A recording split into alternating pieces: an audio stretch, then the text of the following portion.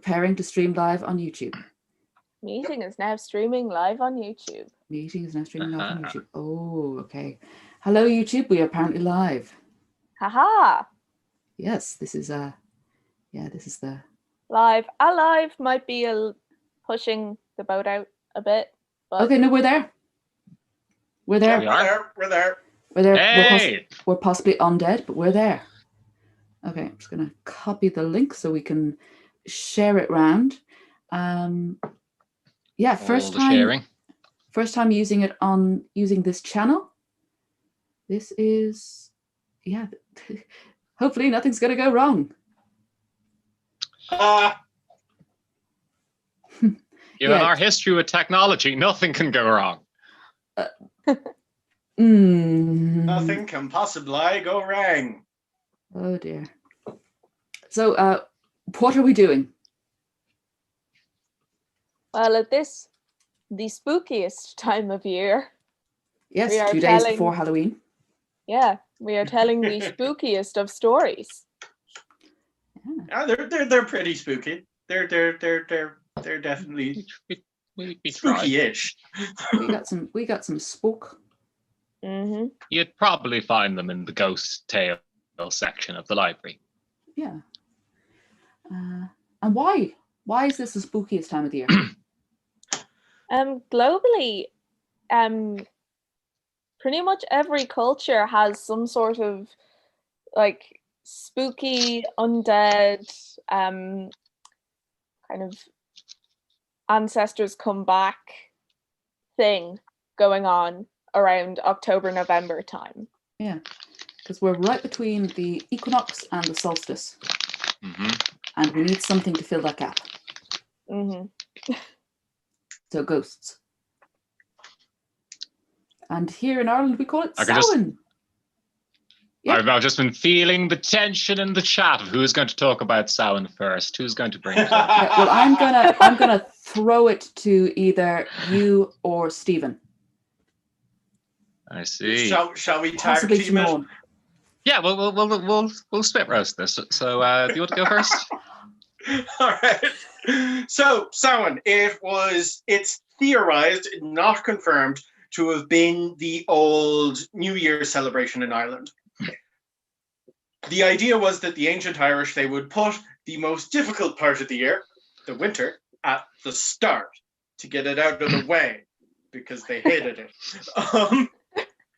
Because historically, Ireland got its misery out of the way very early. Oh yeah, that's definitely what happened.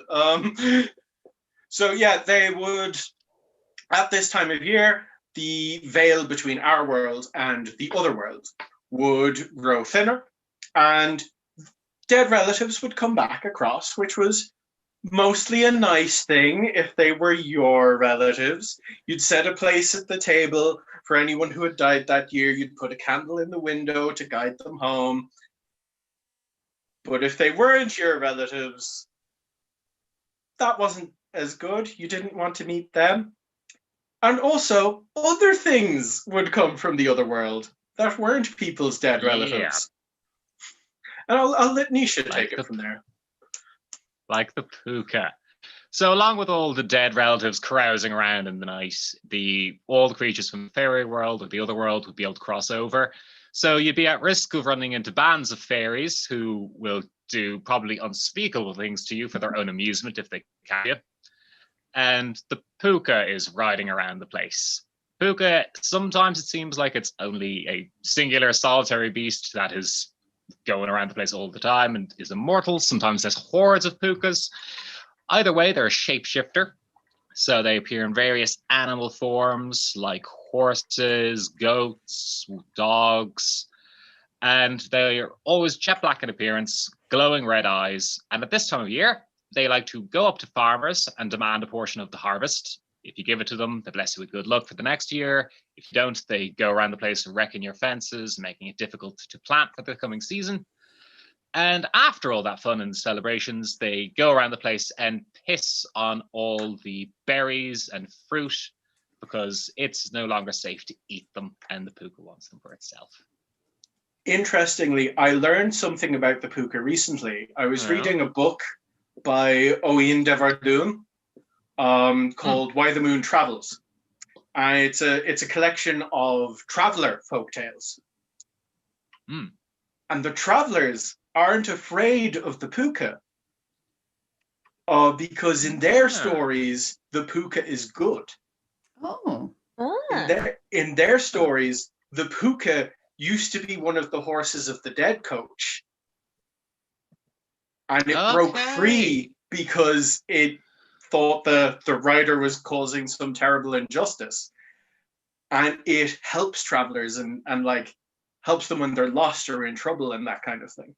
Oh, that's nice. That was one of the weird things I always found with a lot of the stories that you can get about the puka, so aka Yeats's collection. But they've always got this seemingly contradictory nature of, on one hand, they're there to terrorize people and they're talked about one of the most dangerous creatures you can run into in the night, and other times they're incredibly helpful. Yeah. And probably Yeats just mixing up his sources again and not bloody telling us who told him what. Actually, or just making things up.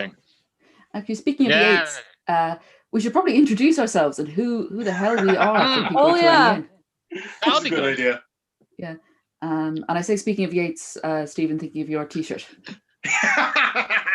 All right. Okay. So I guess that's a cue for me to start. Hello, my name is Stephen. I am a folklorist. I studied Irish folklore at UCD.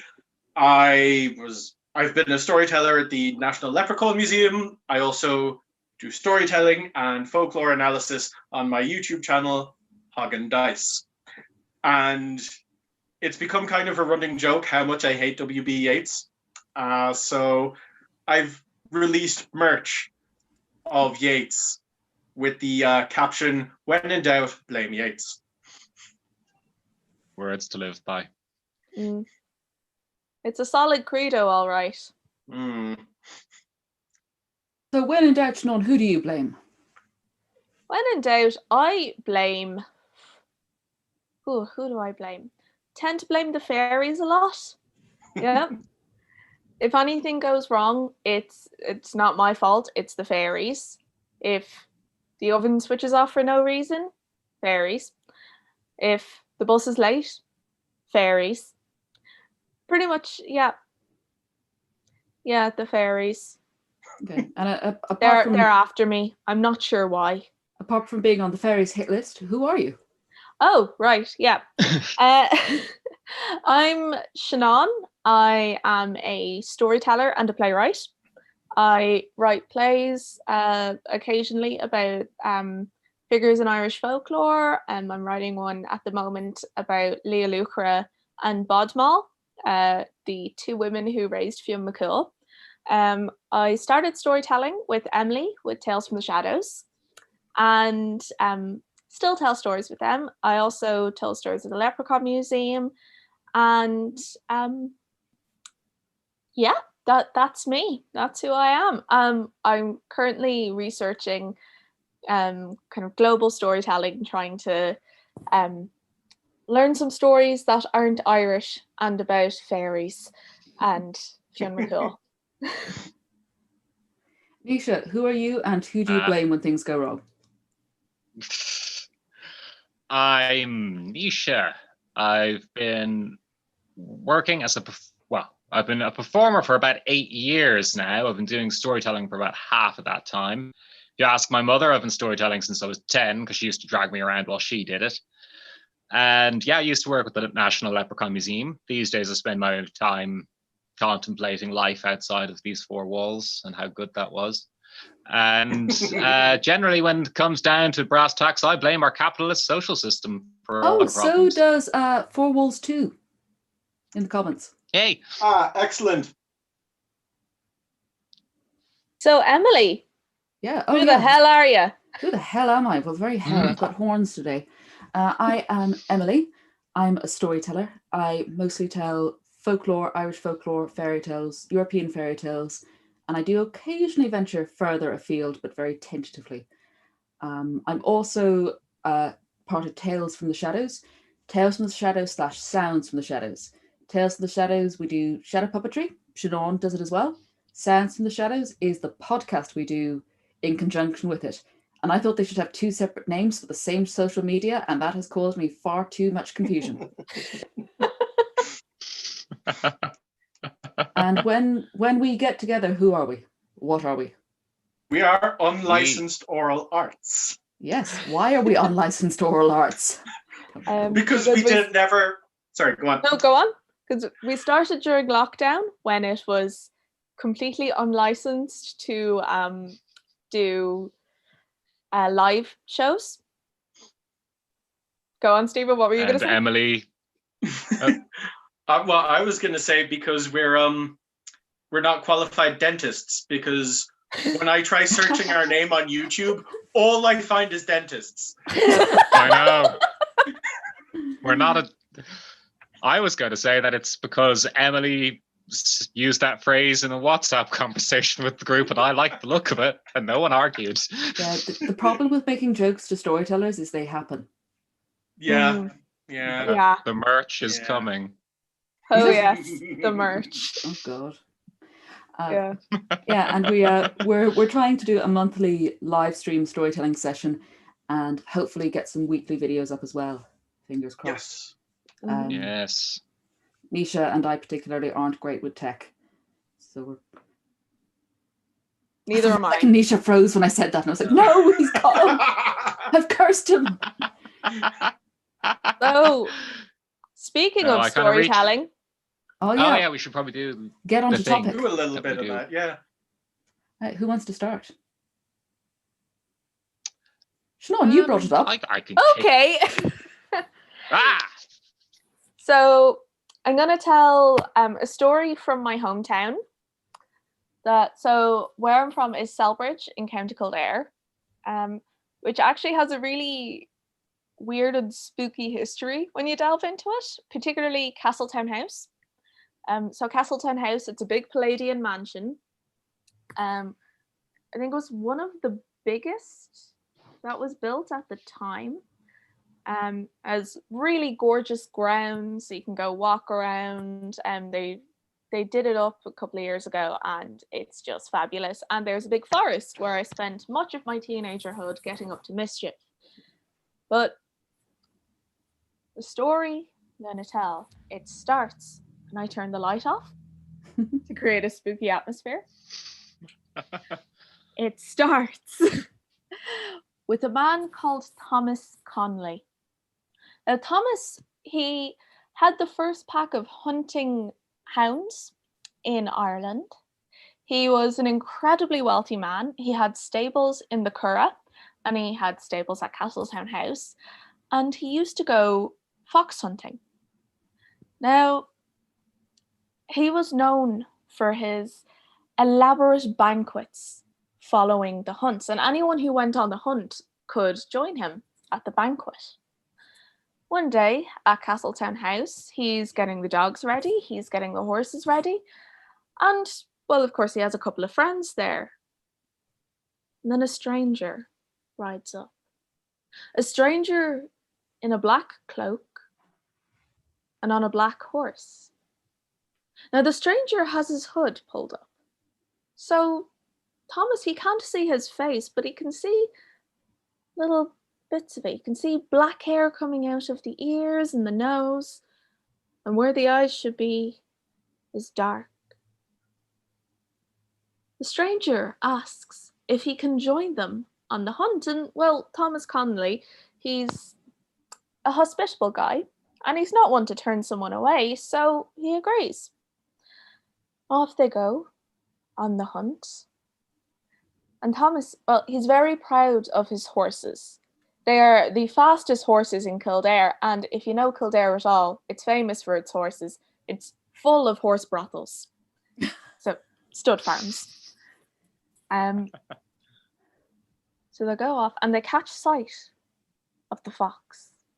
And Thomas, he charges ahead after it. The dog's hot on his heels, but the stranger, somehow his horse is going faster than Thomas's, even though it only looks to be trotting. And Thomas is at a gallop. The stranger disappears into the distance, and Eventually, Thomas catches up with him. And he's already caught the fox.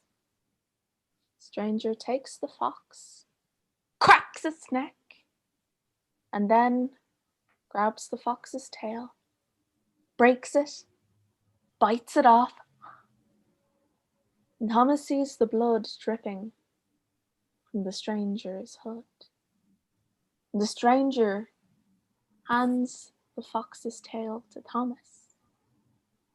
Now, this is all a little bit weird, but Thomas, he said he could join the hunt, and of course, because he'd join the hunt, he would have to join the banquet afterwards. So they went back to Castletown House, into the great dining room. And, well, they ate a meal of 7 courses, with the servants bringing more and more food through, and the stranger never took his hood down. They finished the banquet, and there was much food, much wine. They retired to the drawing room. They began to play cards. Now, a strange thing started to happen. The stranger was winning every hand. And Thomas, he got a bit suspicious of this. And he thought the stranger might have been, hiding cards under the table, taking them out of his sleeve or something. So Thomas, he bends down, looks under the table, and he sees that the stranger has taken off his boots. But he doesn't have any feet. Oh, his cloven hooves and the legs of a goat stretched out underneath the table. Thomas, he jumps up in shock and he says, You're some devil. And the devil says, I'm not just some devil, I am the devil. And Thomas cries, Get out of the house, be gone with you, foul thing. But the devil just laughs and says, Well, you've made me so comfortable here. The wine is so good and I'm full with the food. I don't think I'm going to leave. So Thomas shouts to a servant girl who's quaking and shivering with fright in the corner and tells her to go and fetch Father Mulcahy. Well, Father Mulcahy comes up, a little bit perturbed at being fetched by a Protestant, but, well, he arrives and he sees who's sitting in the chair and he brandishes a crucifix and a Bible and says, Be gone from this house, you devil. And the devil just laughs at him and says, I'm not going anywhere. So the priest, he quakes and he shivers, he brandishes the cross and he throws the Bible at the devil. The devil easily ducks to the side and the Bible hits the mirror in the back over the fireplace. That crack in the mirror can still be seen today. The devil, he soon tires of his antics and he decides to leave. He stands up to his full height, seems much taller than he had before, takes down his hood, revealing his ghastly, demonic visage. And then over to the hearth he walks, and he disappears up the chimney. And as he disappears, the hearthstone cracked into pieces. Over the years, that hearthstone has been mended time and again, but the same crack always reappears. Mm. And that was Nice. the wonderful story. Marvelous. I was wondering if the devil was interfering because we lost Stephen for a moment. Yeah. I tell that one sometimes. I've never used the crack reappearing before. I like that. Yeah, it's so I spend a lot of time around Castletown when I'm down in Kildare, and it's kind of one of those local things that there's loads of different versions, but I think that's the official version, is the crack reappearing. You can see it on the hearthstone. They eventually just left it there. Nice. Oh. Yeah. I love the devil's line. I'm not just a devil, I'm the devil. Yeah, it's like, oh no. I am one of those little devilly bitches. Oh no, I am the main bitch.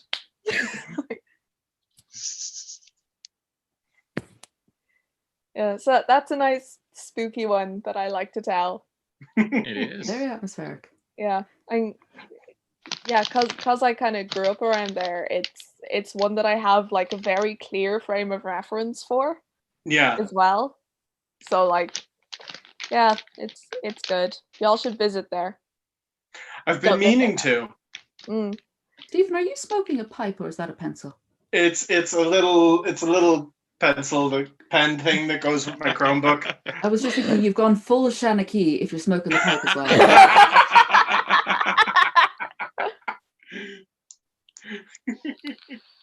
Would you like to take us full Shanachie, by the way? All right, I may as well. Okay. So I think it was about 10 years ago. I was visiting with some friends in Portarlington. This is while I was still in university. In university, I changed my major about 5 times. So my 3-year degree took 6. And it was just after I'd switched to Irish folklore, which was the last time I switched. I was with my friends, the Careys, and they were quite a distance from where I was living. I was living in Dublin at the time, and they were also a ways from the train station, so I had to get a lift there from the train station. That also meant at the end of the night I had to get a lift back. And so it was their father, Johnny Carey. He gave me a lift back to the train station in Portarlington, and there was this stretch of road we were going down, and it was about, I think, 8 o'clock at night, and it must have been autumn or winter because it was pitch black out. And we get to this stretch of road, and Johnny, he turns to me and he says, "This is where I saw the dead, coach." And I'm just sitting there thinking to myself, okay, all right. I know I've only just started this subject, but I wish I had a tape recorder. And he starts telling me the story. So he had been walking home one night, many years before then. He was about in his 60s when he told me this. So a long time ago. He said he had been about my age. And he'd been walking home that night and he heard the rattle of a carriage and the clatter of hooves behind him. And he felt strange about it. It didn't seem right. Something about it seemed off. And so he stepped over into the ditch, and this feeling came over him that he didn't want to see this, that he needed to look away. And so he was standing in the ditch, facing into the ditch, his back to the road, and the clatter and thunder of it comes roaring past him. And as much as he didn't want to look, he also really wanted to look. So he turned his head just slightly as it was moving past him. And you could see the big black carriage with the big black horses. And not one of the horses had a head on their shoulders. And he could see the rider on the carriage, and there was no head on his shoulders either. And he told me that since that night, he never, ever took that road at night unless he was driving in a car or in someone else's car. That he would never take it on foot, never take it on a bike. And he just seemed so genuinely frightened by the idea. I wish I'd had something to write it down with or record it with at the time, because, like I said, this was about 10 years ago. I don't know how accurately I'm portraying what he told me, but that's the best of my memory. The dead coach is also related to the Doulahan. And we're going to do something a little weird. The Doulahan is known for carrying a certain item. The Doulahan is like the dead coach, headless rider, except just on the back of one horse. The Doulahan's known for carrying one of these, a whip made from a human spine that it will use to lash out the eyes of anyone who watches it for too long or watches it too hard. There we go. Stephen, why do you have a whip made out of a human spine? It's not a real human spine, it's fine. Are you sure? I'm sure I made it myself. As in the person wasn't a real human? No, it's not a real spine. The goat spine I had initially bought to do it with turned out to be far too small. Fair. Could buy a cow spine, maybe.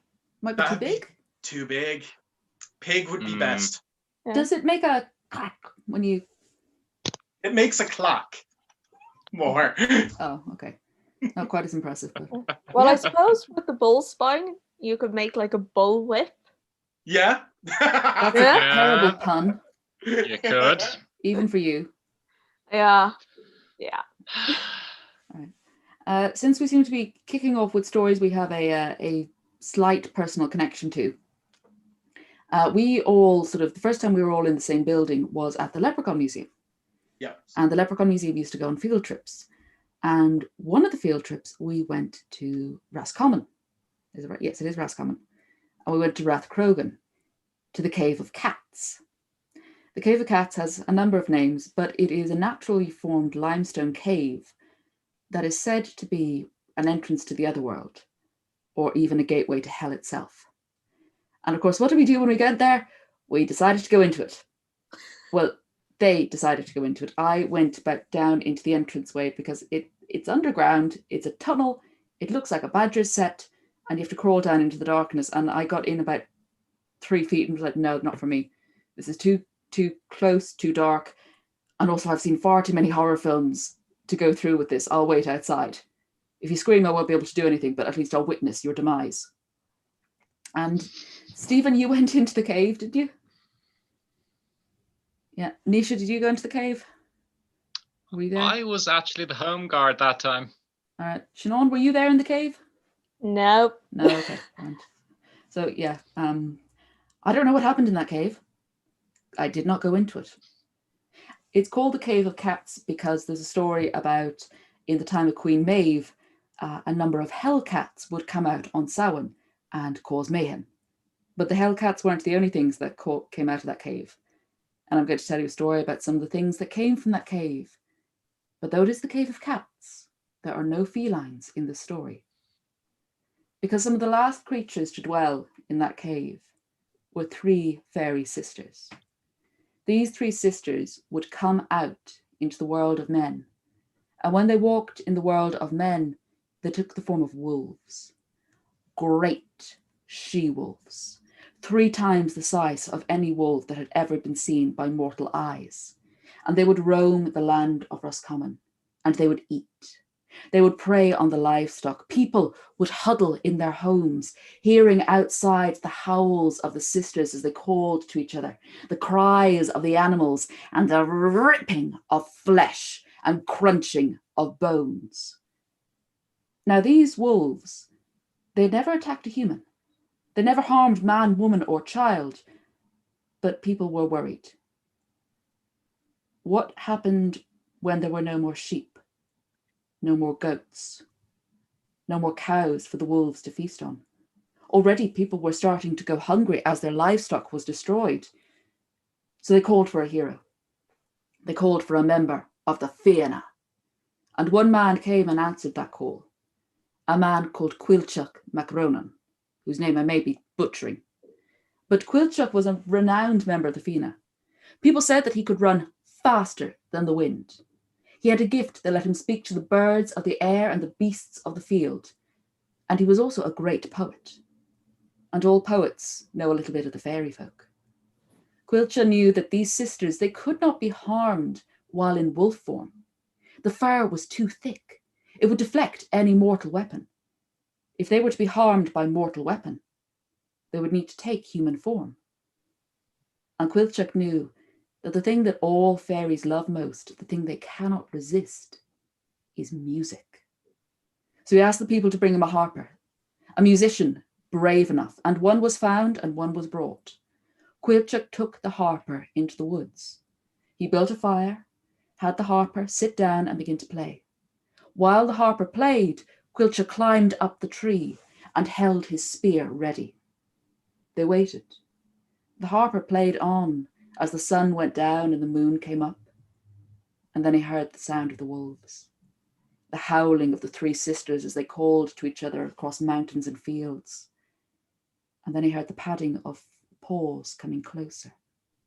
In the darkness, he could see the glint of eyes, of 6 eyes. They came closer, but still he played on. He could see in the shadows and the flame light, the wolves prowling around, each time coming closer and closer, but he did not stop his music. He played on and played on. The wolves came closer still into the circle of firelight, and he watched in amazement as these great, fearsome wolves lay down, placing their paws before them. He watched as their heads began to sway to the melody. Their tails began to beat to the time, to the rhythm. And he called out, as Quilcher had instructed him, as it is mortal music I play, you would hear better in human form. The three sisters looked at each other, and the largest of the wolves stepped forward. She stepped forward and she took off her wolf skin, revealing a woman whose hair was blacker than the night. Then the second wolf stepped forward, took off her fur, revealing a woman whose hair was whiter than the moon. And then the third sister, the smallest of the three wolves, but still greater than any wolf the harper had seen, stepped forward, and she too shed her coat of fur. And she was a woman whose hair was redder than the flame. The three sisters began to dance to the music of the harper. And the harper marveled. He marveled at the grace of their movements, of the lightness of their feet. And he began to think, if they can take human form and listen to music, if they can dance and think, they must feel. And maybe they can be reasoned with, maybe a deal can be struck between the people of Roscommon and these sisters. Perhaps no more blood may be shed. Perhaps there will be peace. But just as this thought dawned on him, Quilcha, high in the tree, loosed his spear, and it struck the eldest of the sisters through her chest and out her back, and struck the middle sister through her chest, out her back, and struck the youngest sister through her chest, out her back, till all three sisters stood there impaled upon Quilcha's spear. He leapt down from the tree, took his great sword, and with one swing cut 3 heads from 3 bodies. And the people of Roscommon were no longer troubled by the sisters. No more wolves were heard. But that harper, who had seen the sisters dance, who had lured them to their fate, he never played again. They say that there is a beast in every man, and that might be true. Ta-da! Feel bad for the sisters. Yeah, so do I. Yeah. Yeah. I found that book in like a children's book of Irish monsters, and it was just 1 page and like half a paragraph. I was like, this is an amazing and incredibly gory story. I want to tell it. But that Harper was probably like paid in exposure as well.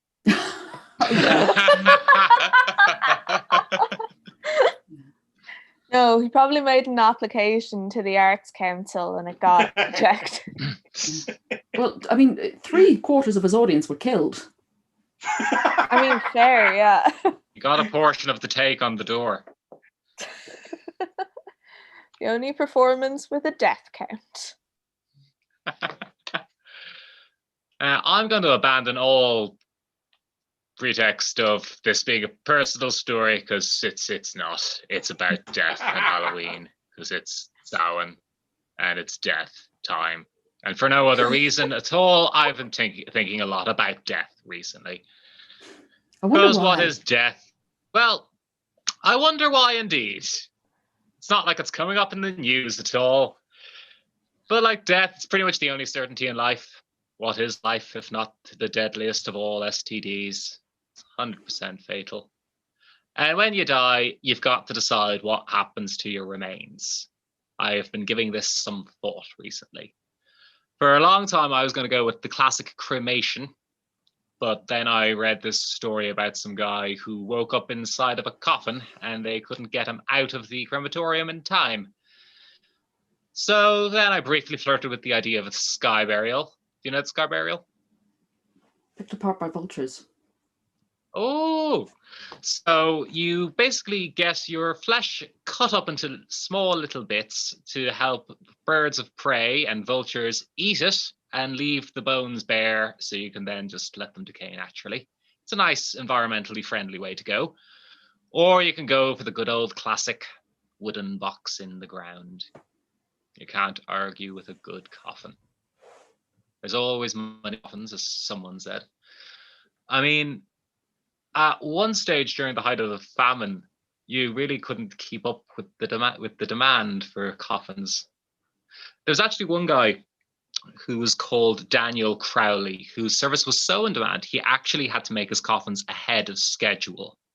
One evening, probably around about 8, he heard a knock on the door, and he opened it up to see a man with his hat in hand. And apparently some poor bastard on the other side of town had kicked the bucket that evening and was badly in need of a coffin. Not a bother, says Dan. He goes round the back, lifts down one of his pre-mades, helps the man load it up onto the cart, and then the two of them make their way to the other side of town. Now, as they draw close to the house, Dan sees a whole crowd of people. Some are dancing, other ones are smoking out of little clay pipes. Everyone's getting plastered. And that's when Dan realized that's why they needed the coffin so badly. The wake was well underway, and the guest of honor didn't have a seat. And at this point, for no particular reason, I feel compelled to explain a thing or two about the Irish wake. It was class. You know the cheesy thing that people say when they don't want people to mourn when they die. They want to be remembered and celebrated for the lives they had. Well, some bloke in Ireland overheard that one time and fucking ran with it. The Irish wake was a raging gaff party in honor of the dead. Alcohol would flow, songs would be sung, games would be played. Oh, the games. One of my personal favorites was a version of Tug of War, played with a stick held backwards between your legs, where you tug back and forth like that over the corpse. Great fun. And if you're not playing one of the old classics like that, you're probably playing something filthy like Pulling the Ship Out of the Mud, which was played completely naked. But the thing you really have to understand about the Irish wake, it was a great party. So as soon as Dan saw that the wake was underway, he was delighted and he helped the lads in with the coffin. And someone made the mistake of grabbing him by the arm and saying, Dan, would you like a drink? Of course he did. He was let in, drink was put in his hand, and then someone asked if anyone would like to tell a story. And almost as much as surprising himself as everyone else, Dan volunteered to tell a story. After he was finished, everyone clapped and they asked if he'd like to tell another. He rattled off the second story, and they were all about to ask him if he'd like to sing a song, but he was already singing. He became the life and soul of the party. Everyone was watching on in total awe. They'd never seen the side of him before. In fact, one woman in particular was now looking at Dan in a very new light. Watching him perform had begun to fill her with an insatiable, deep, dark desire for Dan to become her son-in-law. She had 3 daughters, all old enough to marry, not one of them with a husband, and Dan was now fast becoming the most eligible bachelor in the town. So the woman leans over to her neighbour and asks the neighbour what she thinks of Dan and if Dan might be a good match for one of her 3 daughters. Now the neighbour thinks this is a fantastic idea. So the woman leans over again and says, would the neighbour mind going over and sounding out Dan, seeing if he liked the look of any of the daughters? Once again, the neighbour thought this was a great idea. So she got up, walked over to Dan, happily plonked herself down beside him and said, Dan, do you like the look of any of the 3 little, sorry, that's really creepy, the 3 young women sitting over there? I think one of them is eyeing you up so she can become your wife. Dan looked at her with a face of abject terror and he screamed, "Get away from me, demon woman! I will not marry a woman wearing clothes or not wearing clothes on this earth. There is no woman who can lure me to her bed only to rip off my head and feast on my insides." At this point, I feel compelled to remind you all that this story takes place in 18th century Catholic Ireland. The only sex education poor Dan had received was a book he'd found on the mating habits of praying mantises, so he was a little bit confused. And for some reason, the woman decided that this was a slight on the moral character of her 3 daughters and was therefore a slight on her ability as a mother. So she got to her feet and said, "Oh, bad luck to you, Dan." Sorry for the language. "You're not good enough for any of my daughters. In fact, you shouldn't inflict your presence on anything alive. It's the dead you belong with." "Dead right," shut back Dan. "It's the dead who are keeping me in business. In fact, if everyone who I'd made a coffin for throughout my long career came to my house and threw a party this evening, we'd put this whole affair to shame, and that's a promise." With that, Dan, feeling he may have outstayed his welcome, gave a little bow and quickly hurried off back home. So quick, in fact, that he didn't hear the screams now coming from the room where the corpse was standing. Because as Dan had spoke, the corpse had opened its eyes and smiled. Now, when he got back to his house, Dan could see some lights coming from inside, which unnerved him. He put out all the lights before he'd left, and he was beginning to think that someone had stolen inside his house and was trying to rob him. So he hunkered down. He crept up to the kitchen window, peered inside, and saw a whole crowd of corpses in varying states of decay, milling about the place, seemingly searching for food and drink. Deciding it was really best to leave them to it, he backed away, slowly backed away, till he backed into something. "Hello, Dan," he heard a hollowed voice behind him. He looked around, and he saw what used to be a man, but was now more bone than skin. "Don't you recognize me, Dan?" it said. Well, quite frankly, Dan didn't. And somehow the thing looked hurt. "I'm terribly shocked, Dan. I was your first customer." Then Dan did recognize him. He took the fellow by the arm and marched proudly into his house, because now he realized all his favorite people were there, his customers. There were the O'Sullivans. Sure, they only had 2 legs left between them, but they made a gorgeous couple. And there, limping towards him, his cousin, not dead in the ground 4 months, lame Jimmy. "How are you doing, Dan?" asked Jimmy. "I'm fantastic, Jimmy. How are you?" "I'm fucking awful, Dan. I'm dead." "Have you met everyone?" Well, Dan had naturally met everyone before, but he decided some reintroductions were in order. He went around the room shaking everyone's hand until someone's hand came off, but he threw it away and didn't care. And then music was called for. Now, it just so happens that one of Dan's customers was one of the finest fiddle players the town had ever seen, John Healy. Now, John had been buried with his fiddle and bow, but unfortunately, over the years, the fiddle had become damaged. As the crowd began chanting louder and louder for music, he scratched his head, completely at a loss, till an idea occurred to him. At that point, John Healy began clawing at the flesh on his chest until he had exposed his rib cage. He then bent over, arching his chest. He put bow to bone and started to play. Each rib sounded a different note, perfectly in tune. And as the music began, everyone leapt to their feet and searched for a partner to dance with. The O'Sullivans tore across the dance floor, doing a foxtrot, which was a sight to behold. And then one woman slowly walked towards Dan. And looking at her approach, Dan really had to admit that was the most beautiful corpse he'd ever seen in his life. Her skin was that perfect ashy grey. She had that dead-eyed fish stare that he loved so well. Looking at her, Dan felt that maybe, just maybe, This was the woman that he would allow to rip off his head and feast on his insides. He took her in his arms and they began to dance. And meanwhile, a fight broke out. See, it turns out one of the men at the party had had 2 wives while he was alive. Now, I know what you're thinking. Just to clear everything up, he was married once. The first wife died, and then he'd remarried a second time, all above board, until you bring on death into the situation.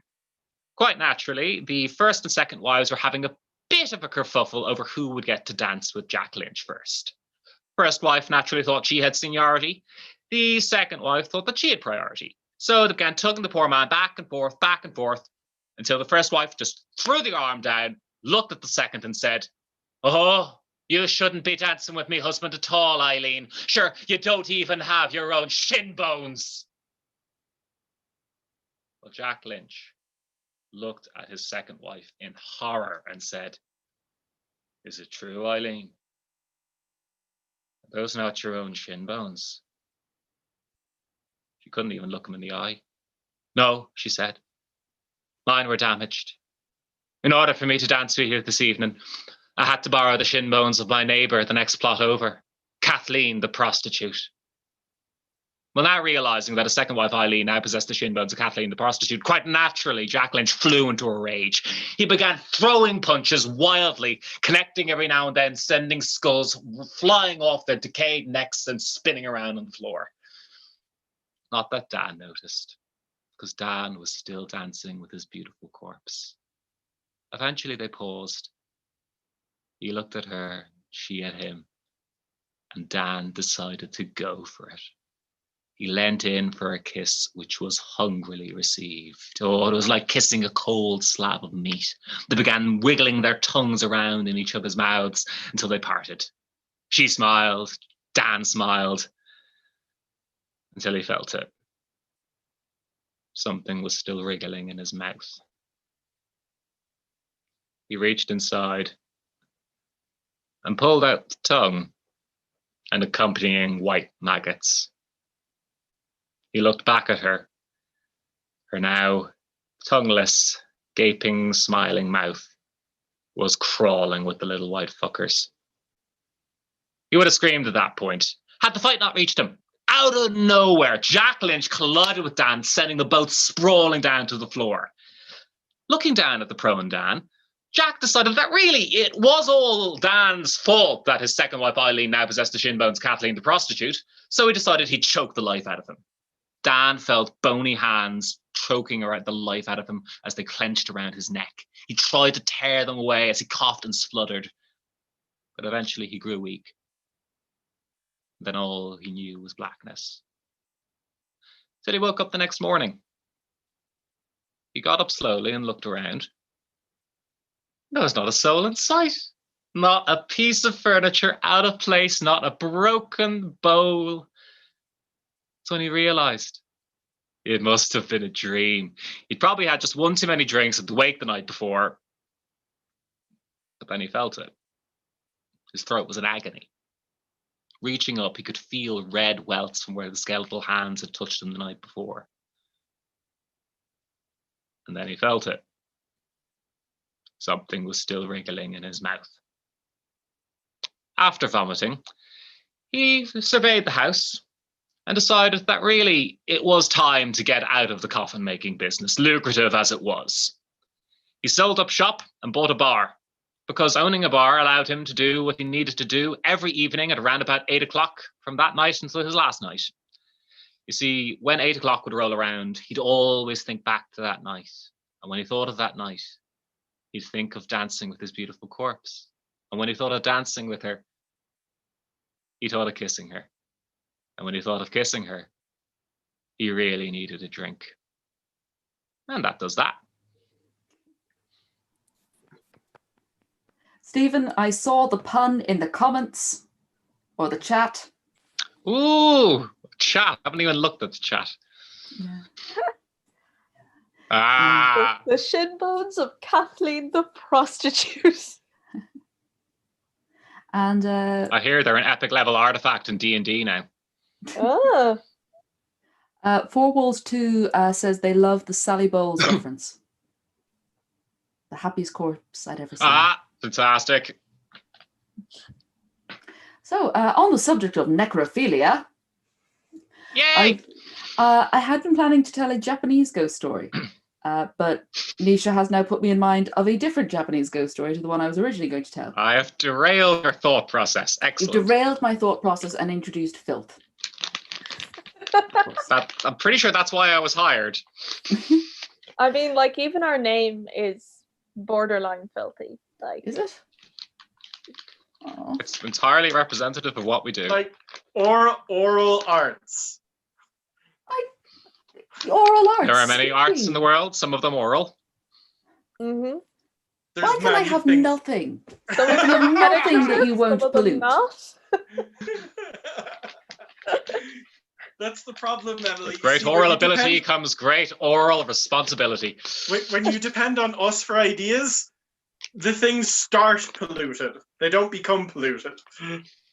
Yeah. I mean, like, when I first heard what we were going to be called, it brought me to mind of the Seamstresses Guild in Terry Pratchett's book. Well, I am a Terry Pratchett fan. Yeah, but that we're not guild members, so we're unlicensed ladies and gents and people of negotiable affection. Sorry, Emily. Japan, you were saying? Yes, Japan. Now, I have to start the story by saying this story, it's a Japanese story. I am not Japanese, but I do like their ghost stories. They've got some fantastic ghost stories and very tenuous personal connection. This story was translated into English first at the end of the 19th century by a man with a Greek first name that I can't pronounce, but his last name was Hearn. And he was of Irish-Greek extraction, then moved to America, then went to live the rest of his life in Japan. Yeah, but in in Waterford, there is a garden that used to be where his aunt lived. I know the connections are getting even more tenuous, but it is a biographical garden in memory of him. And as you wander through the garden, it starts with sort of a very set Victorian English garden, and then it goes into a Japanese garden. It's very beautiful. But I visited there over the summer with my family when we were still allowed travel between counties, and I had no idea that he had translated this story I really liked into English. But there's my tiny tenuous connection. So the story, it takes place again long, long ago. And there was a samurai, an elderly samurai. In his youth, he had been great, but now he was in his final years, and he felt that he needed a servant to help look after him. Someone to help him walk along the path and make sure he didn't fall, someone to make sure he had his meals at the correct time, and most of all, someone to talk to him, someone to sit by him when he couldn't sleep at night, and someone to read to him when his old eyes began to grow fuzzy. And so he found a young man who came and was his servant. And the two grew close. The young man loved the old samurai like a father. And one night they were sitting outside looking at the stars, talking, when they saw a light coming towards them. The light was a lantern, a peony lantern being carried by a woman, a maid, and walking behind her was her mistress. When it became clear that the two women were about to pass the house, the old samurai told his servant to go invite them to stop, to come in. The servant went. He went up and he asked the maid if her mistress would do his master the honor of coming in. The maid smiled, nodded, and the two women came into the house. The master told his servant to wait outside, keep watch in case anyone else was passing by. And as the servant sat outside, he could hear the sounds of laughter and of music coming from inside the house, and he was glad, for his old master had been so sad and melancholy before. The servant didn't see the women leave, but they must have left, because when dawn came and he came inside the house, they were gone, and his master was asleep. The day went forth as usual, but the old samurai, he seemed he seemed a little bit more tired, but that was probably just because he had had a later night than usual. Again that evening, the two men were sitting outside, and again they saw a light coming along. It was the same maid carrying the peony lantern, with her mistress following behind her. And again the samurai told his servant to go and invite the women in. Again the servant went. He invited the women in. They came into the house, and his master told him to sit outside. And again, he didn't think he'd fallen asleep, but he must have, because he didn't see the women leave. But when he entered the house, they were gone. And that day his master seemed weaker than he had ever been before. His hands were shaking, but he seemed happy. This happened night after night. Each night they would sit and they would see the women lit by the peony lantern coming by. They would be invited into the house. The servant would sit outside, would hear the sounds of laughter, of singing, and then the women would be gone when dawn came. This began to trouble him, the fact that he never saw them leave. So he decided one night, though his master had told him to stay outside, he would just open the door just a crack, just to see how they were leaving, if they were going through the back. He was horrified by what he saw, because inside he saw his master. He saw his master with the woman in a very intimate embrace.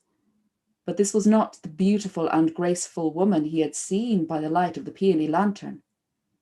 This was a corpse. The skin stretched tight over the bones, some dark hair still clinging to the scalp, the eyes empty as she sat upon his master's lap, rocking back and forth. She seemed to be enjoying it. She was smiling, but then a skull has little choice but to grin.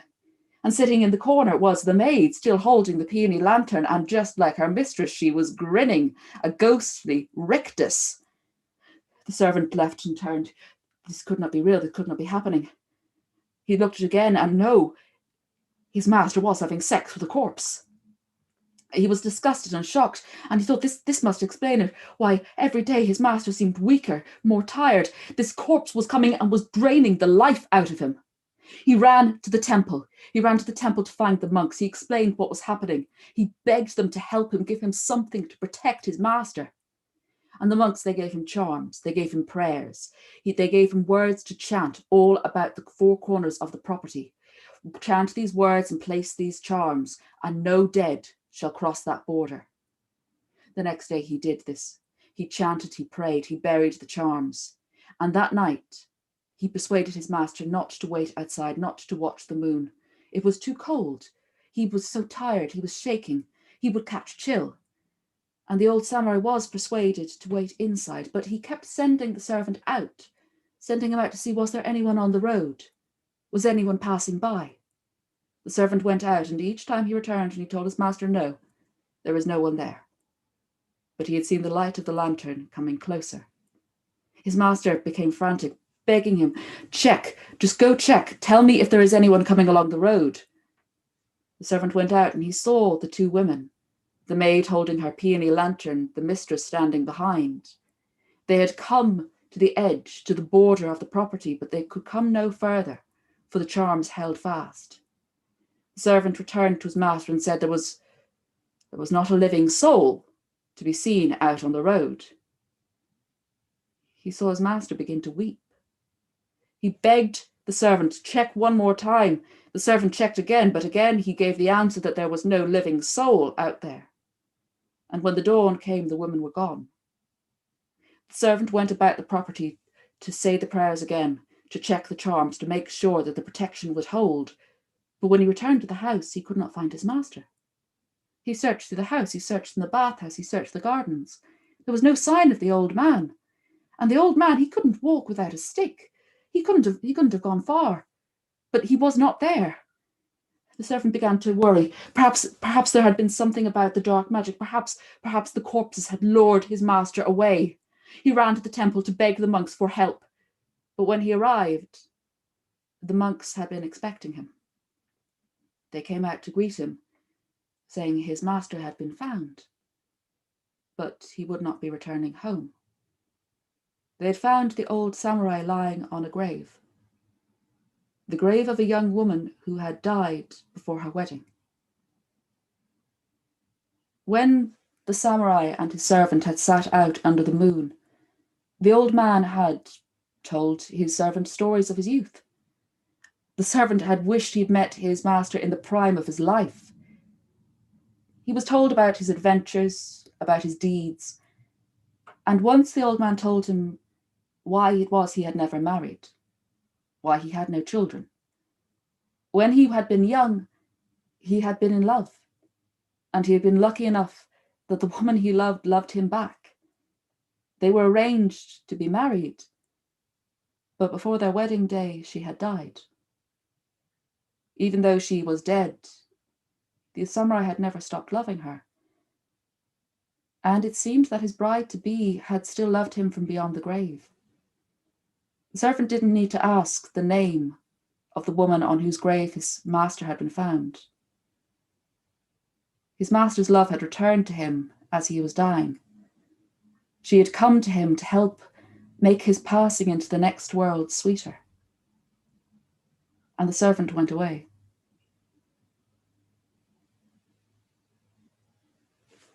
That's the end of the story. That is so sweet. I have a couple of problems with the servant. First of all, the samurai's an owl fella, like, and if he's riding all night, of course he's exhausted and weak the next morning. Like, obviously, there's nothing supernatural there. He's just old. So, it wasn't the tiredness that he was suspicious of. It was the fact that where are these women going? Second of all, like, well, he still sabotaged it. Yeah. Second of all, the main problem with necrophilia morally is that the corpse can't really consent, but when it's undead, it's grand. Like, that's fine. It can freely give informed consent. So the servant's just kink shaming here. Okay, so a quote from Stephen from the evening. Necrophilia is okay with informed consent. Yes. Gotta get that on a t-shirt. And a mug. So I have a story that's it's got the undead in it, but it's there's no necrophilia, I'm afraid to say. Well, if there's no necrophilia. Yeah. But some much worse things happened. Ooh. So I've been doing a bit of research about creepy and horror sort of creatures from around the world, and the scariest ones I've found have been in Native American mythology. They tend to be incredibly terrifying. So there's the stick men, who are shapeshifters. So if you're wandering through a forest and you see an animal, it doesn't look quite right, it's not behaving as the animal should, then don't make eye contact with it, don't look too closely, and walk away, because it could be a stick man who's in disguise. And if a stick man catches you, it will tear you back to its lair, rip your flesh off, and devour it. The reason they're called stick men is they often look like bunches of sticks. So when you see, if you're walking through a forest and you see kind of, you know how you can look at trees and you see people in the trees, or in the way that the branches intertwine with one another, you see figures. Just be very careful with those, because it could be one of those. But that's not the story I'm going to tell you about today. So the creature I'm going to talk about, and please forgive my terrible pronunciation, is the Skidakamooch, I think it's called. But I'm going to use its anglicized name of Ghost Witch. So it's from the Wabanaki tribe. which includes the Maliseet and the Abenaki. A ghost witch is formed when an evil wizard or shaman dies. The human dies, but their magic lives on. Each night, after the death of such a person, the corpse will reanimate with any demons or creatures that the shaman had once used. When the corpse reanimates, it starts to disintegrate. It looks like a decaying corpse with white eyes, and its one want is to feed on the flesh of humans, to eat them and hear their screams. Now, there was once a husband and a wife who were traveling and they got lost. They found themselves in a burial forest with burial trees all around where the Wabanaki would put their dead to rest. They set up camp underneath one particular tree. And now, the wife, she felt something was a little off. She said to her husband, "Let's keep going. Let's not stay here." He said, "Oh, those are the dead and they have no stake in the living." So they lit the fire, they made a meal, and the husband went off to sleep. But the wife, she felt that there was something strange going on. She was worried, she was scared, so she sat up all night. As the night wore on, the fire died. She started to hear a sound. It was at first like a creaking and then like a cracking of joints sliding in together, of bones grinding against one another. And she stayed very, very still. The cracking and the grinding turned into a gnawing.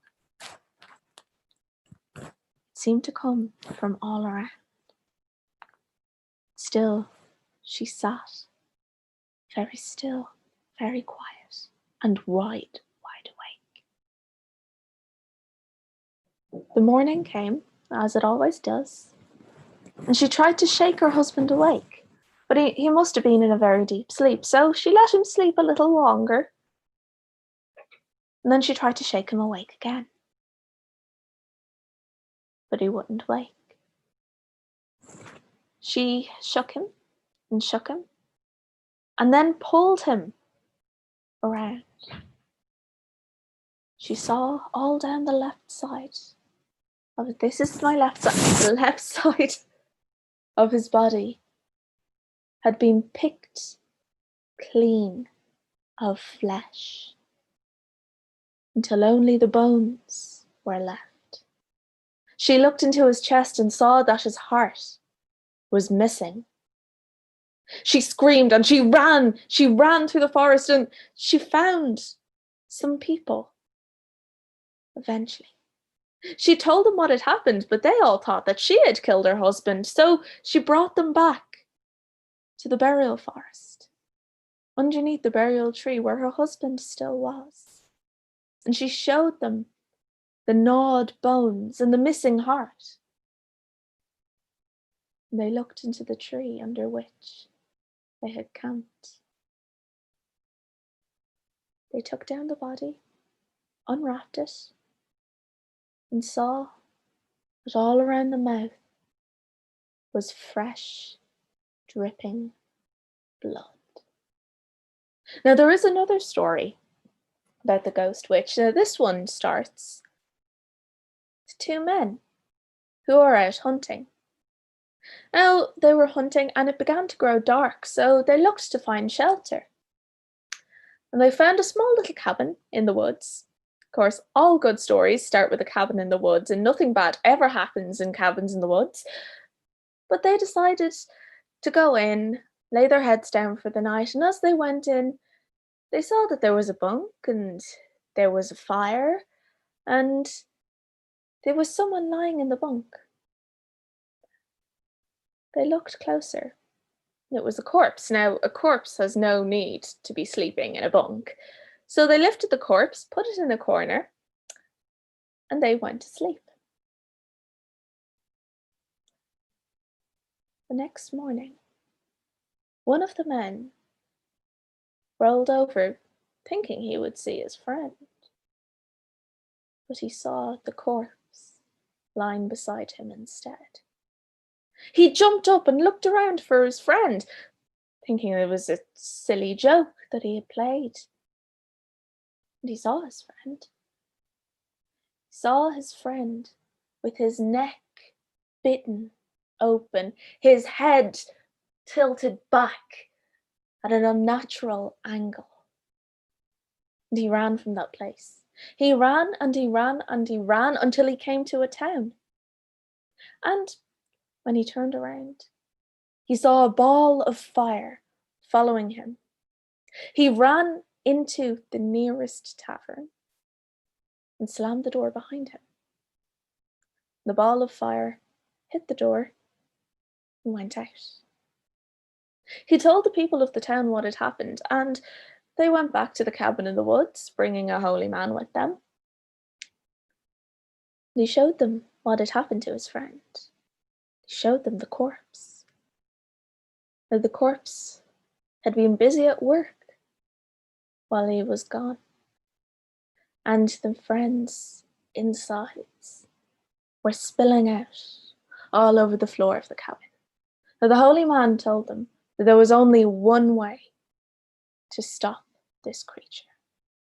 They would need to burn the cabin to the ground. So that's what they did. All in the daylight, they set the fire up. They had branches, and as the sun went down, they lit the fire, and the cabin began to crackle, began to smoke. And they heard a voice from within, "Help me, please help me, let me out, let me out." But the holy man told them to ignore the voice, don't listen to it. And as the fire engulfed the cabin, they heard an unearthly scream. "Ah!" And a ball of fire shot up into the sky and went out. So yeah, the only way to kill them is fire. They're kind of terrifying as a creature. Ghost witches, undead evil shamans. Now, I do know that I'm definitely not Native American, and I'm sorry if I completely butchered any of the pronunciation in the story. I just thought that this story, it's lovely and creepy, and really enjoying going through Native American stories at the moment. They're fantastic and have a lot of parallels with Irish stories, but they have a completely different feel to them as well. They tend to go more horror and less jokey as well, which I quite like.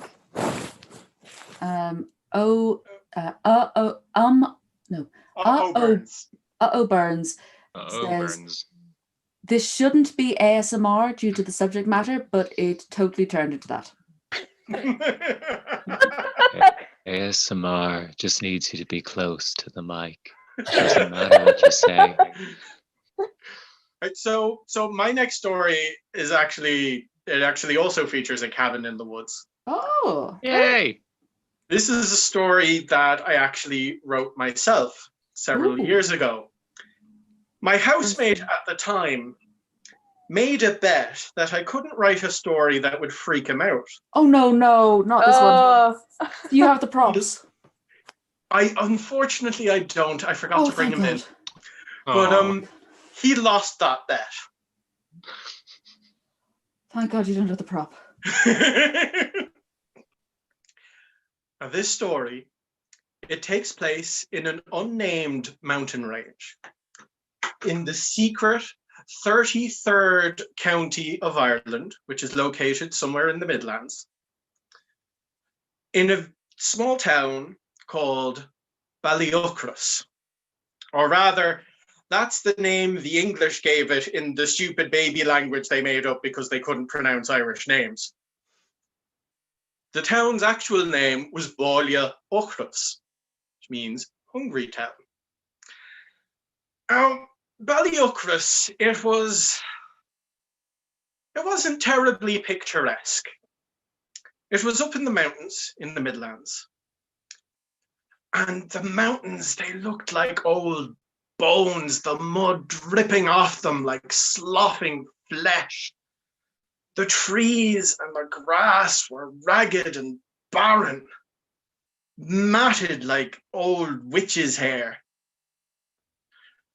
There was one man who lived in Ballyucras, and people used to think of him as quite a bright, sensible young man. His name was David McAvoy. And well, as I said, they used to think of him as a bright, sensible man. Until one night. You see, for many months, David had been hearing a terrible whisper in his head. A whispering voice urging him on to do awful, terrible things.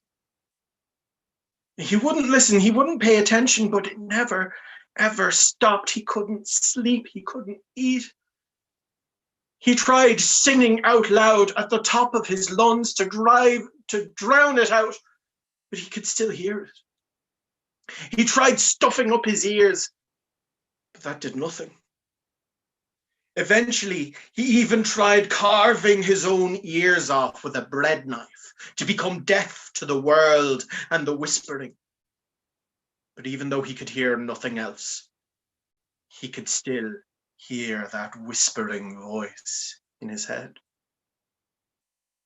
So finally, he felt he had no choice. Nothing he could do to get rid of that voice except do as he was told. So he listened to what it said. He crept out to an abandoned house on the edge of the village. No one had lived there in years and years and years.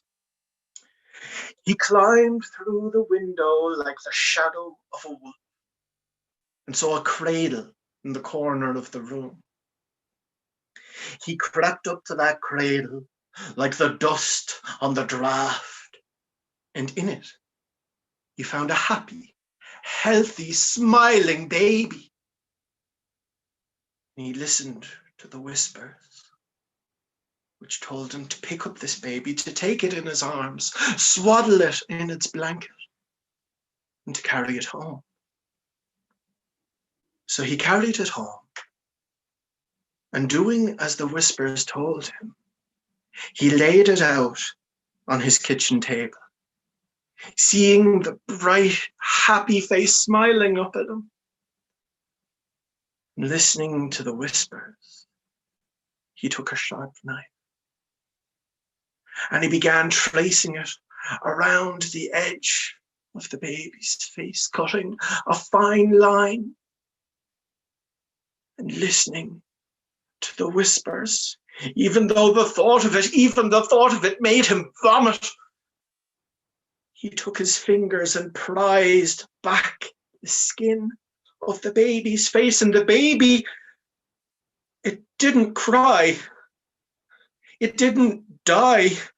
It looked straight up at him, and it smiled and it giggled as he peeled off its face. And he took some salt and he rubbed it into the back of the skin of the baby's face, just like the voice in his head told him to do, to preserve the skin.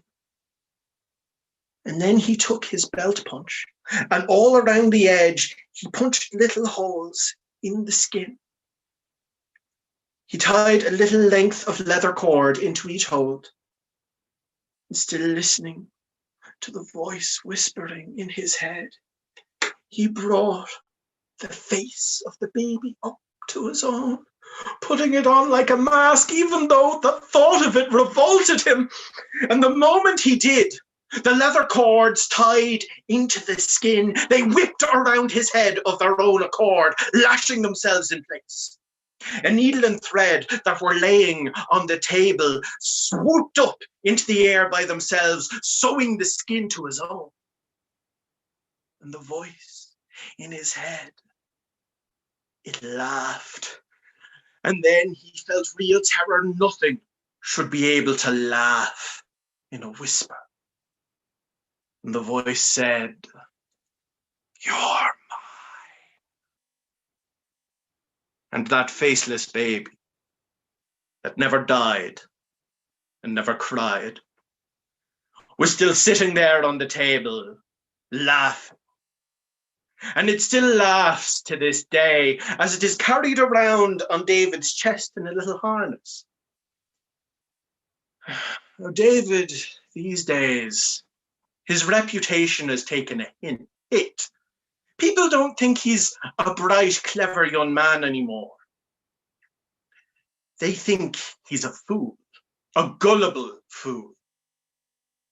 Anyone else, if they had gone out to that abandoned house at night and found that baby, they'd have clubbed it to death with an iron horseshoe. He seems happy enough by the look on his face, or rather, the face of the baby he still wears. He's soft-spoken, always smiling through the baby's lips. But his eyes are always panicked, darting here and there as if looking for a way to escape. And there we go. Stephen, I'm not okay after that.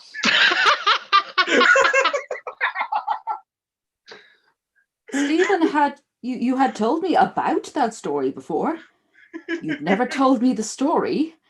I thought I was prepared. I was not prepared. That's why I turned my video off, because I'd read the story before. I'm just really glad you didn't have the prop. Yeah, Props, yeah. props. Red doesn't allow me bring baby inside. Normally, he lives in a box in the shed. I wonder why. Okay, so it was years ago. I decided to make baby. And I found one of those toy babies in a shop, the ones that cry, and like the mouth moves while it's crying. So I bought it and I brought it home, and I, cut off the face, sculpted in muscle tissue, painted it. Cut off the face. And I'm reliably informed, I don't remember, that the entire time I was doing this, I could not stop giggling. And the little flap that was in the mouth for moving the rubber lips up and down, I turned that into the tongue. So yeah, now it can cry when it's lying down. It laughs when it's sitting up. And I'm not allowed to bring him inside. Yeah, I'm with Red on this. Yeah. In fact, I'm going to go one further and say, hold a funeral and bury it. Stephen, that is I love you, but I worry about you sometimes. Oh, you've got someone who heard the story a few days ago in the chat. Ah, yes. Yeah, I did it better this time. Thank you, Torin.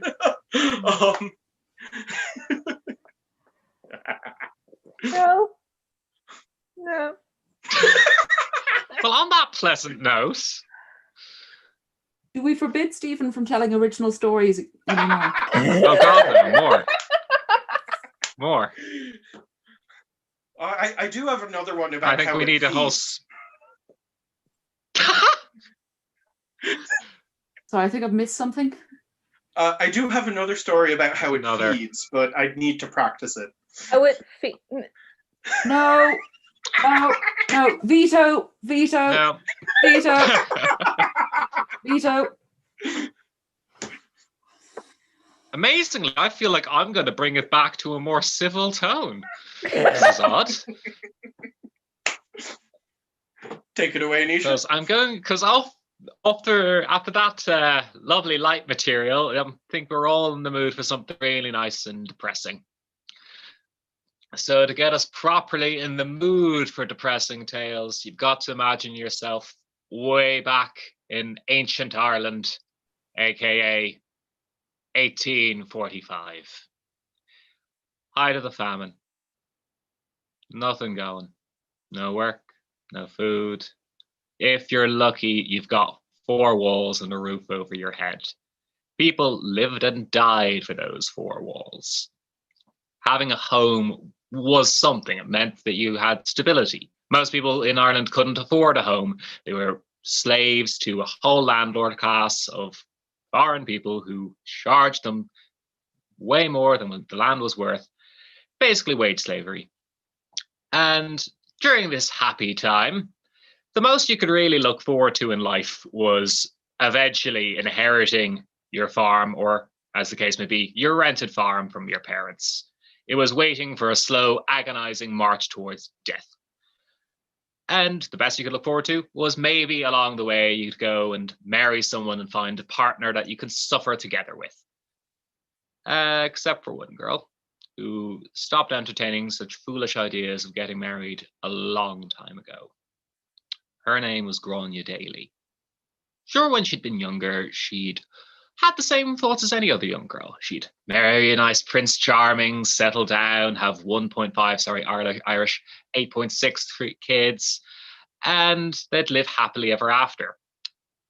Unfortunately, Grania happened to be probably the worst thing a woman could be back then.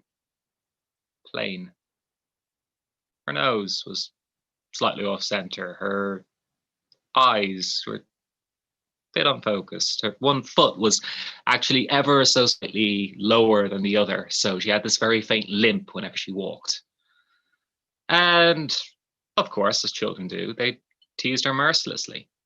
The older she grew, the worse the insults got.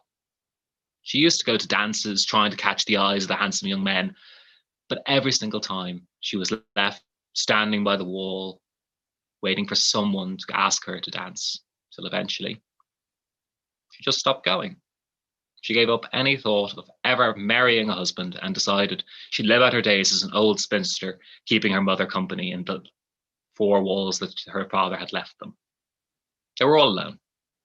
Her father had died shortly after she'd been born, leaving Grania and her mother to slave away on the tiny patch of land to barely earn ends meet. Until one evening, very late at night, Grania was dozing by the fire when they received terrible news. Her cousin had recently died, and this devastated Grania. Her cousin was one of her only friends in the world, and her wedding had been scheduled for 2 weeks' time. The funeral the next day was very dismal. It was raining, of course. No one really said anything, just listening to the priest drone on and on as the women wailed over the coffin. Grania just sat back thinking how if even her cousin couldn't get married, there was no hope for her. But she now realized just how much she wanted it. But the whole time at the funeral, Grania couldn't shake the feeling that she was being watched. She couldn't really place it because looking around, no one's eyes were on her, or no one's eyes were ever on Grania. But she couldn't shake the feeling. It made her skin crawl. You know the feeling you get, that prickling in the back of your neck. She had it the entire time in the graveyard and the entire walk home, till finally, as she entered her house, it vanished.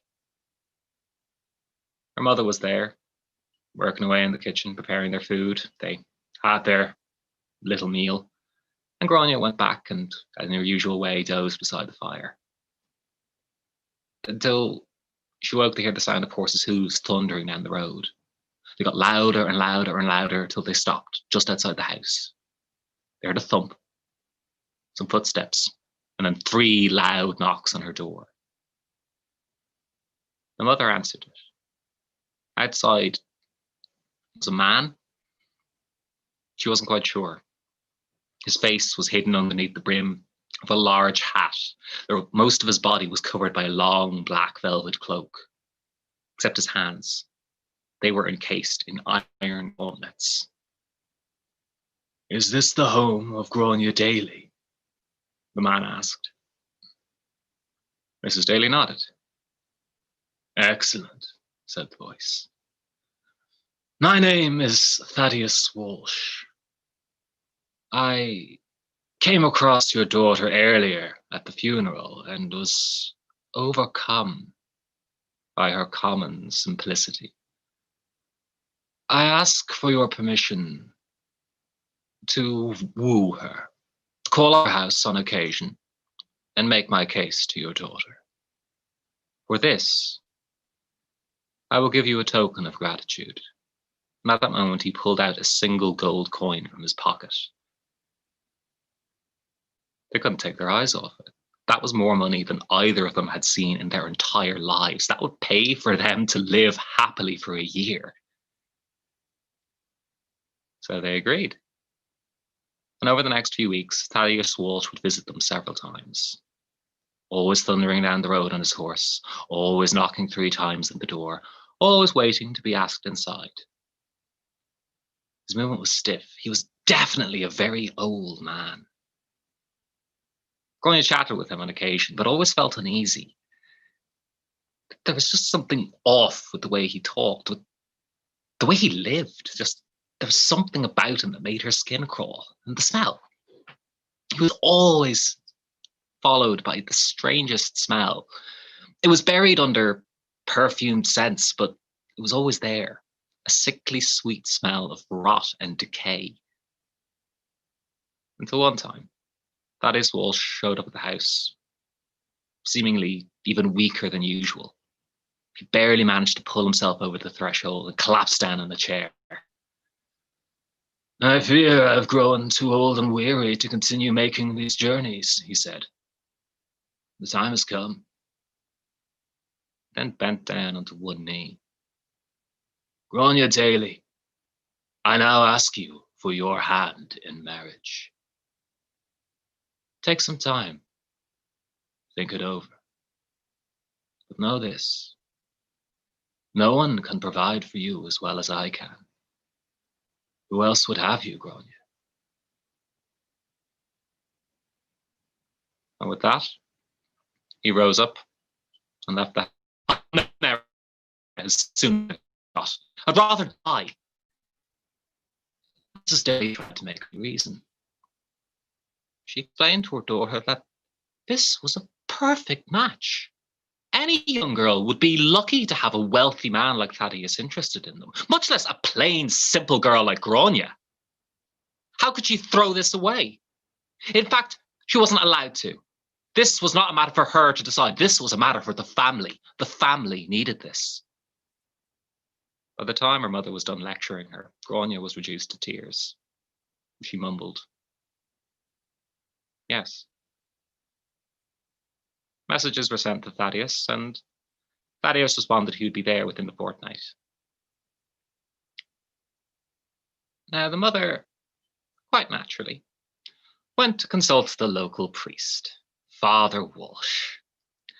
Now, Father Walsh had been a long-serving member of the community. He was probably the oldest man that lived in the area.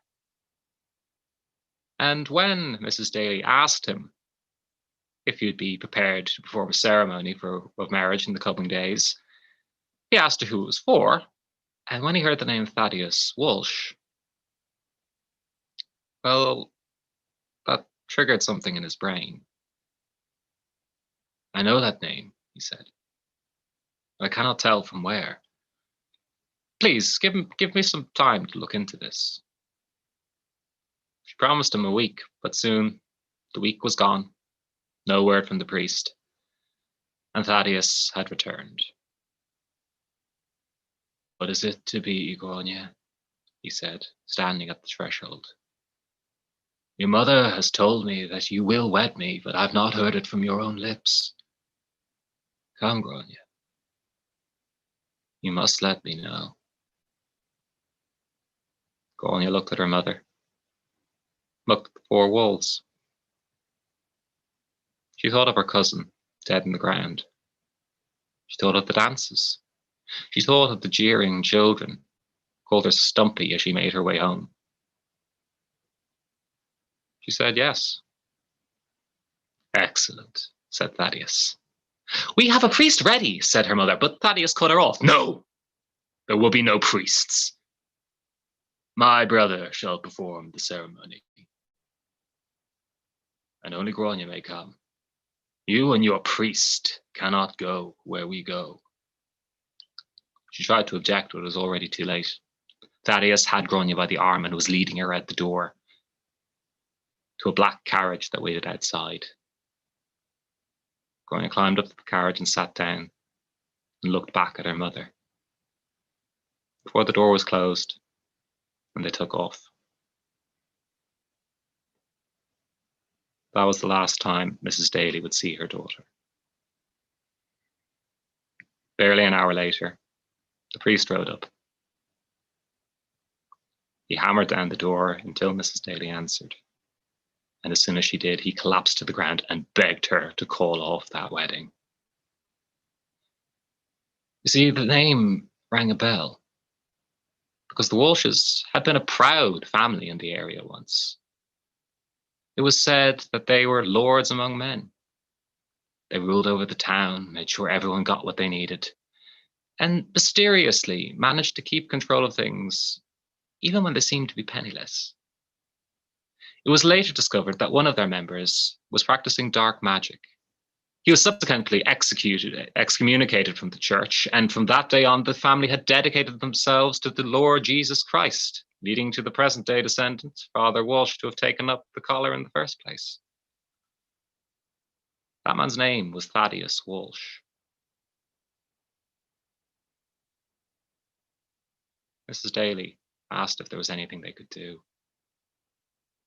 The priest said he didn't know, but begged her to tell him where they had gone. And off he went. He followed Thaddeus and Grania until eventually he came to an old abandoned church and graveyard. And there was a strange light coming from inside the church. He dismounted from his horse, went up to the light, and the inside of the church was decked out for a wedding feast. But instead of guests, there were corpses. Instead of a fine feast, there was rotting food and maggots on the table. And there at the very end was Grania, standing behind Thaddeus Walsh, his face fully visible for the first time. There was barely nothing left of his face. Scraps of flesh covered mostly bone. His nose had long since caved in. His lips had withered away, leaving his face exposed in a large smile, which somehow turned to a grimace as soon as he saw Father Walsh. "Leave this place," called out Thaddeus. And the priest held up his crucifix in response. "In the name of God, return to your grave and let the girl go with me." His voice trailed off, and Thaddeus just started to laugh. "In the name of God, Father. Your God has no power here. Leave now, so that I may enjoy the pleasures of my wedding night." He then pointed to Grania. She looked up with blood-stained eyes that had been crying for many hours. She was wearing a ragged, ripped old wedding dress. She looked at Father Walsh with pleading eyes, hoping that anyone could help her. But he had seen too much. His mind snapped, and he fainted. The next morning, the church was empty. Not a soul in sight, no evidence of the table at the banquet, no sign of Thaddeus or Grania. except where they'd once stood. There, Father Walsh could see a tombstone. He walked up to the tombstone and read the inscription.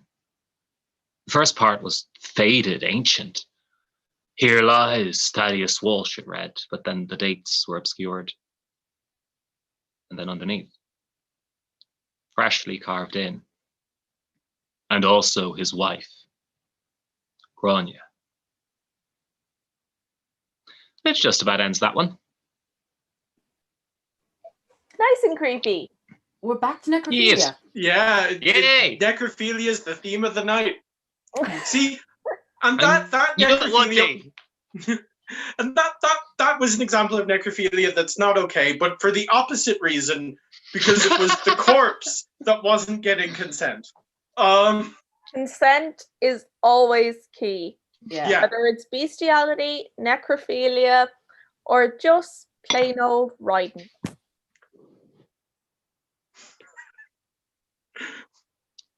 Is that going on a mug as well, Nisha? see, Probably. Now I'm just gonna let someone else take a turn. That was a really good segue for my next story, but I just did one a second ago. Well, you know, on a scale of 1 to baby, how horrific is this? It's an Al Fluker story. Ooh. Go Yeah, on. if someone else wants. Okay, all right then. Okay, so there's a kind of fairy called an Alpluacra. Alpluacra, they tend to shapeshift. They take on the form of newts. They do this because they're really, really into vor, the vor kink. They're so much into vor that they're only able to achieve sexual arousal when they are in the stomach of a living human being. Now, how they get there, I'll tell you. There was a farmer. This was a decade or so after the famine. The farms had started picking up again. They had started producing more crops, and, well, it was a little bit after Daniel O'Connell did his thing, so some of them were actually owned by Irish people this time. Now, this farmer, it was coming up to harvest time, and he was hard at work in his field bringing in the harvest. Or rather, he was hard at work in his field supervising the people he had hired to bring in the harvest. And watching them doing all that back-breaking labor in the hot sun, and all of that work he was doing, just making sure everything was being carried out properly, he was getting a little bit sleepy. And he thought to himself, look, there's that lovely bit of soft grass next to the stream in the backfield. I'll go, I'll have a lie down, I'll rest my eyes for a moment, and I'll come back, it'll be fine. So he goes back to the backfield. He lies down in the soft grass by the stream, and he wakes up 4 hours later. He wakes up absolutely starving. He feels like he hasn't eaten in days. And so he runs home as fast as he can. He bursts in the door, and there's his wife going, "Where have you been? You've been missing for hours. No one knows where you've been." And he just says, look, I just had a lie down in the backfield. I fell asleep by mistake. But listen, I'm starving. Is there any dinner at all? Now, it happens that she had saved his dinner for him, and it was a nice big plate full of bacon, potatoes, and cabbage, the most traditional Irish meal you can ever hear of. And he ate all of it. And he ate seconds. And he ate thirds. And his wife asks, "Are you feeling better now? You seemed like you had a terrible hunger on you." And he says, No, if anything, I feel worse. And so the wife says, "Maybe you're not hungry at all. Maybe you're just sick. Why don't you go upstairs and go to bed? And if you're not feeling better in the morning, we'll call the doctor." So he goes upstairs and he goes to bed. And the next morning he wakes up and he feels like he hasn't eaten in weeks. He can feel this terrible gnawing hunger in his stomach.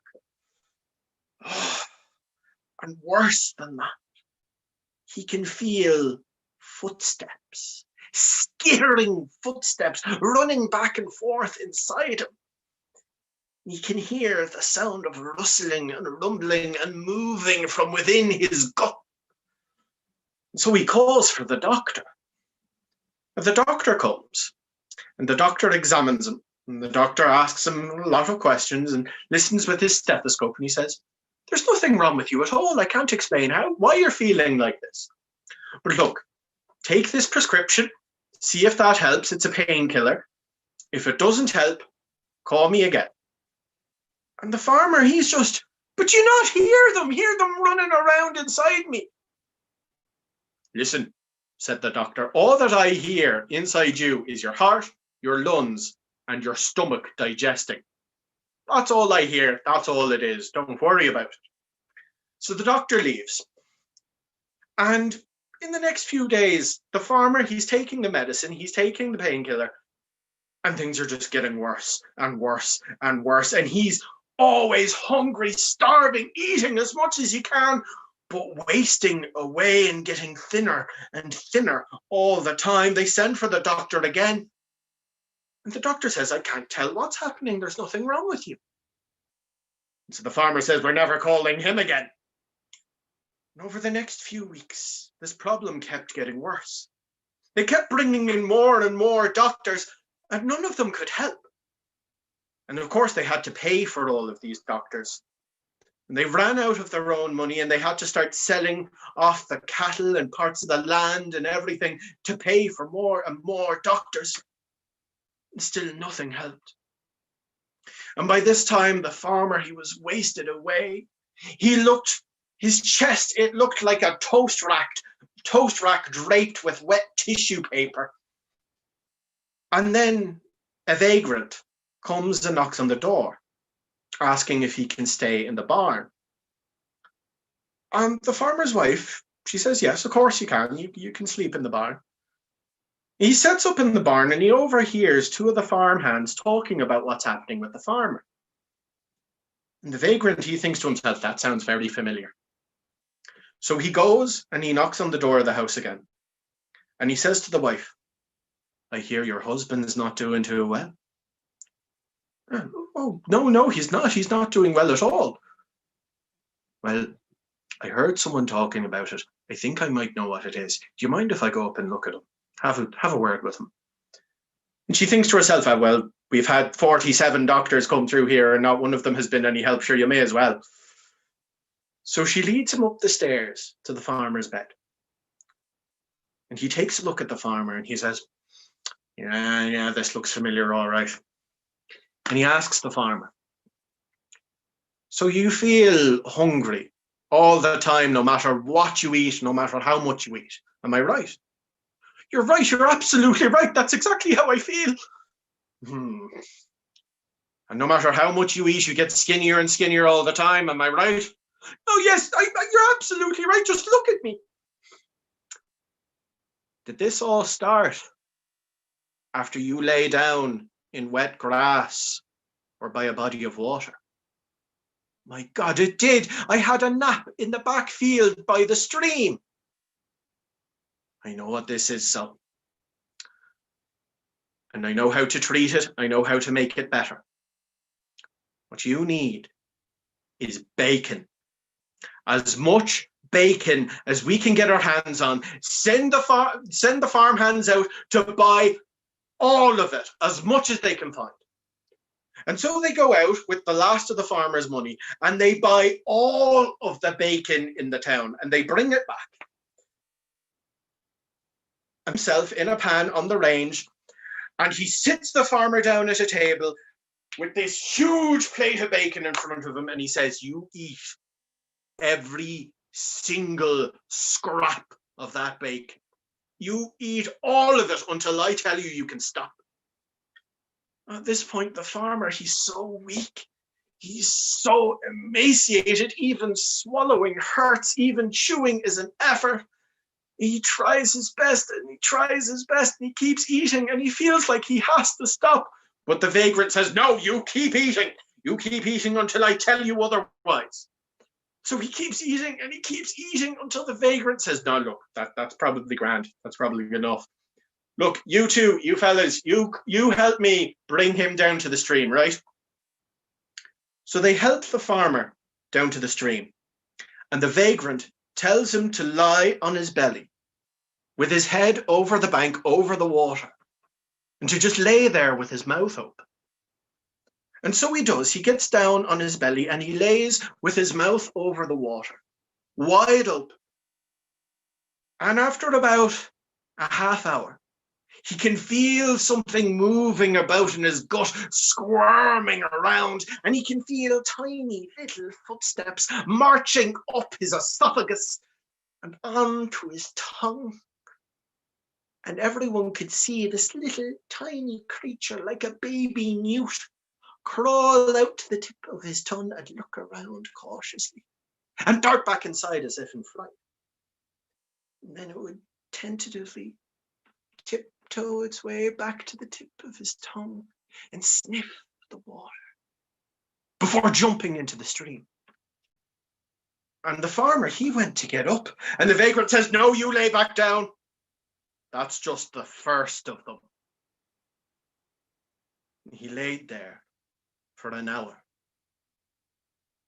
till 12 of these tiny little creatures skittered their way up and down his esophagus, skittered their way to the tip of his tongue and plunged into the stream. And when the 12th had dropped into the water with a plop, the farmer went to get up again, and the vagrant says, no, you stay back down there. That was just the babies.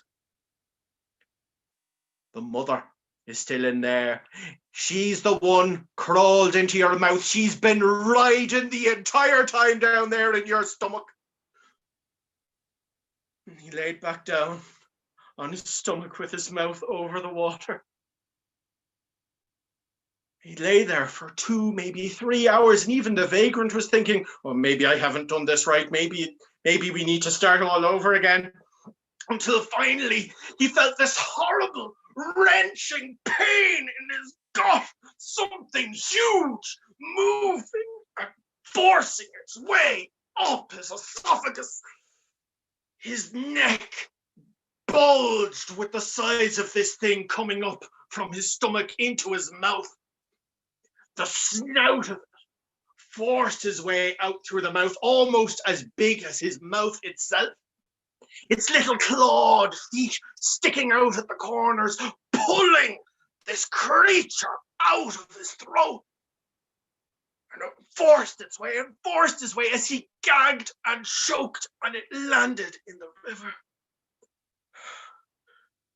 And he was gasping for breath, retching and gagging. And the vagrant and the farmhands, they helped him back up. They brought him back into the house. It was 3 months the farmer spent recovering his strength, and many, many years recovering all the money and land and cattle he had lost, paying for his treatment. But you can rest assured, he never, ever slept by a body of water ever again.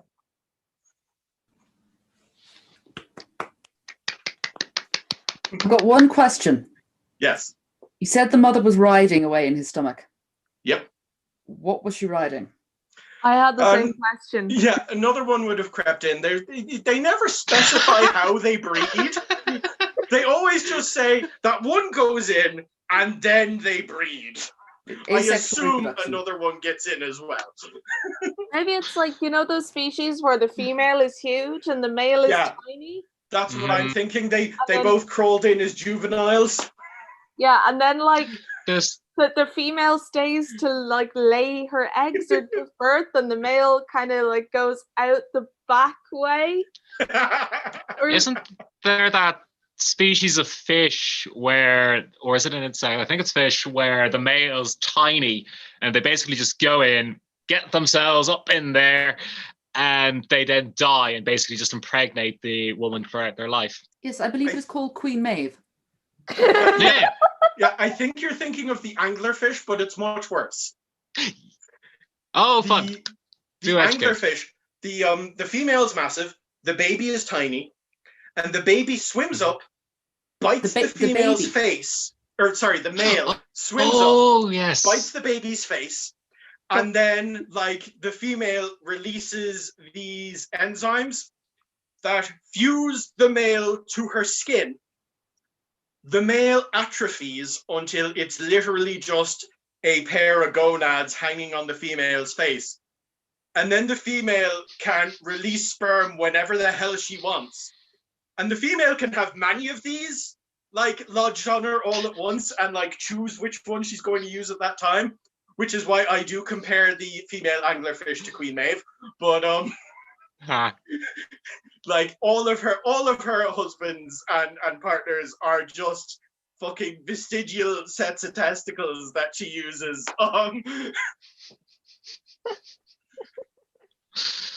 We're back in familiar territory. When I grow up. You know, with the amount of like fetish material we cover in our story, should we start advertising on FetLife? Does FetLife even still exist? I believe it does. Okay. I'm pretty sure it does. I am hoping to take a lighter kind of track now. Okay, so which fetish are you going for? I gotta tell a story about my granddad, so okay, no. Hopefully not. Well, it's kind of about my granddad and kind of about the Day of the Dead. So Dia de los Muertos, or Dia de Muertos, or Dia de los Fieles Difuntos, which is All Souls. So because this is the spookiest time of year, it's not just because of Samhain, which is the most famous spooky fest. There's also Day of the Dead, which is a Mexican festival where they honor their ancestors and invite them back. They do this by setting up ofrendas, which are like little offerings, kind of altars to people who have passed on.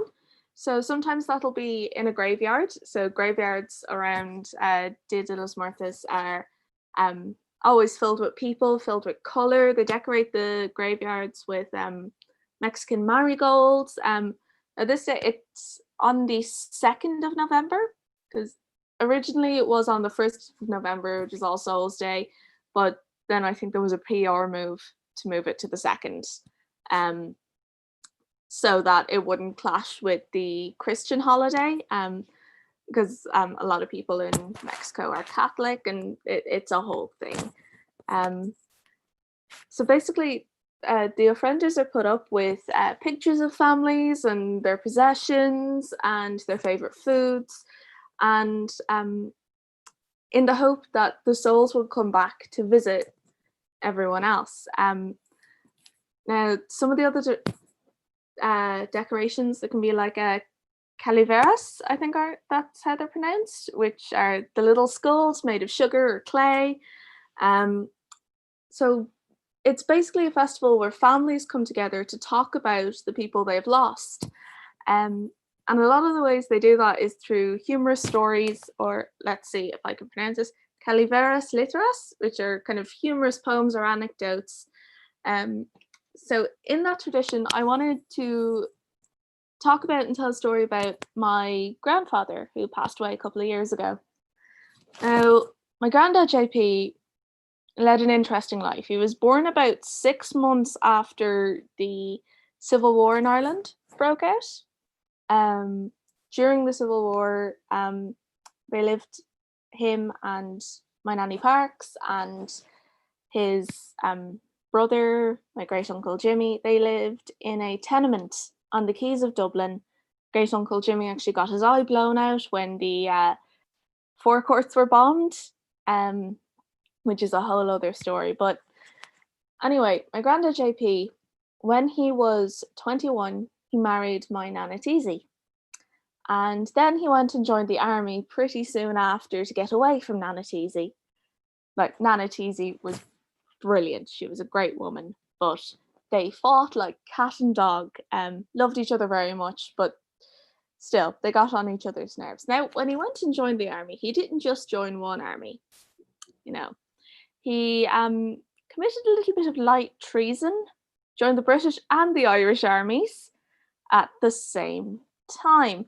Now, not exactly, joined the British army first, and then there was a good bit of overlap after when he joined the Irish army. I don't know much about his British army days. I know it was after, like just after World War II that he joined. He kind of skipped out on that one. And he was based in Aldershot. That's where he was stationed. But when he was in the Irish army, he went on loads of peacekeeping missions. So he was in Iraq.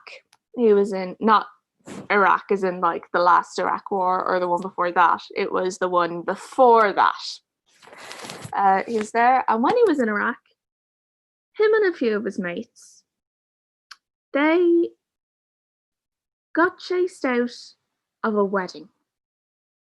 Now, them being Irish, they didn't know much about Islamic culture. So they heard there was a bit of a party going on down the road from where they were based. And they figured, it's a party. We're Irish. We like a drink as much as the next. So we'll go see what we can get up to. So they went along, not thinking much of it, and, well, they ended up in a room full of women. Now, this was brilliant in my granddad's eyes and in his mate's eyes. This was exactly where they wanted to be. It wasn't where they should be, though. See, part of this particular wedding ritual involved the separation of the women and men just before the wedding started. Now, the men didn't take too kindly to the intrusion of these 3 or 4 Irish lads crashing the party and crashing the wrong gendered side of the party. So they got chased all the way back to the army barracks. Now, that wasn't the least of his exploits. He carved his name on the Acropolis, being a cultured man, as he said himself. He also used to send my granny presents. One of those presents was silk lingerie from Egypt. Right. He sent her this beautiful silk lingerie all the way back to Ballyfermot in Dublin. When he gets home from that particular tour, he finds Nana Teasy doing something very odd with the silk knickers. She washed the windows with them. Apparently silk is perfect for getting the shine on windows. He never really forgave her for that one. But probably the most exciting time in his life was not when he was in the army. It was when he was a taximan. So he left the army after they offered him a promotion and then got rid of the post that he was supposed to be promoted to. He was the quartermaster in the Air Corps in Baldoyle, which was brilliant for him because a lot of things got liberated from the barracks. Blankets, toilet paper, sausages. They just, wandered into the back of his car. But they told him he was supposed to be promoted to Sergeant Major. Then they got rid of the position of Sergeant Major, so that didn't happen. So he decided, you know what, I'm out of here. I'm going to become a taximan. He goes to the bank and he says to the bank manager, said, I want to take out a loan to get myself into the taxi business. And the bank manager says, right, okay, well, I'm going to call your superior officer just to give a bit of a background on you, make sure you're good for this. So the bank manager, he calls the superior officer, who was he was a commissioned officer, whereas my granda was non-commissioned, which meant it's basically if you're non-commissioned, you work yourself up from private. If you're commissioned, you're kind of a fancy person who went and became a lieutenant immediately. I'm not sure how the army works, but that's how the distinction works in my head. But I'm getting off topic. Anyway, So the bank manager calls the superior officer, and the superior officer tells the bank manager, don't give him the loan. The bank manager says, well, why not? Can you give me a reason? He says, we actually need him to stay here. Yeah, no one is as good at his job as he is. Don't give him the loan. We need him in the army. So the bank manager hangs up the phone and he says to my granda, right, I'm going to give you the loan because that guy was a prick. So my granda gets the loan anyway, and he starts his job as a taxi man. Now, most of his jobs driving the taxi were pretty all right. He was making pretty decent money until one night when someone gets into the back of his taxi. He asks him to drive somewhere. And my granda, this guy seems a little bit shifty now. He's not great. And then the guy pulls out a gun. And he holds the gun up to my granda's head. And he says, you're going to drive me here. And we're going to pick up some stuff. And then you're not going to charge me. And you're not going to say anything about this. So my granda, he's sitting there and, you know, he's been in the army. He's been around firearms. He knows what the gun can do, but he's not too fazed by it, right? So he starts driving, and then a thought comes into his head. And he starts speeding. And he starts driving on the wrong side of the road.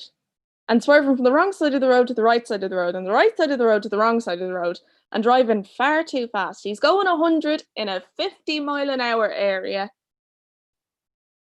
Until, well, they get pulled over by the guards. You see, this was what he was thinking.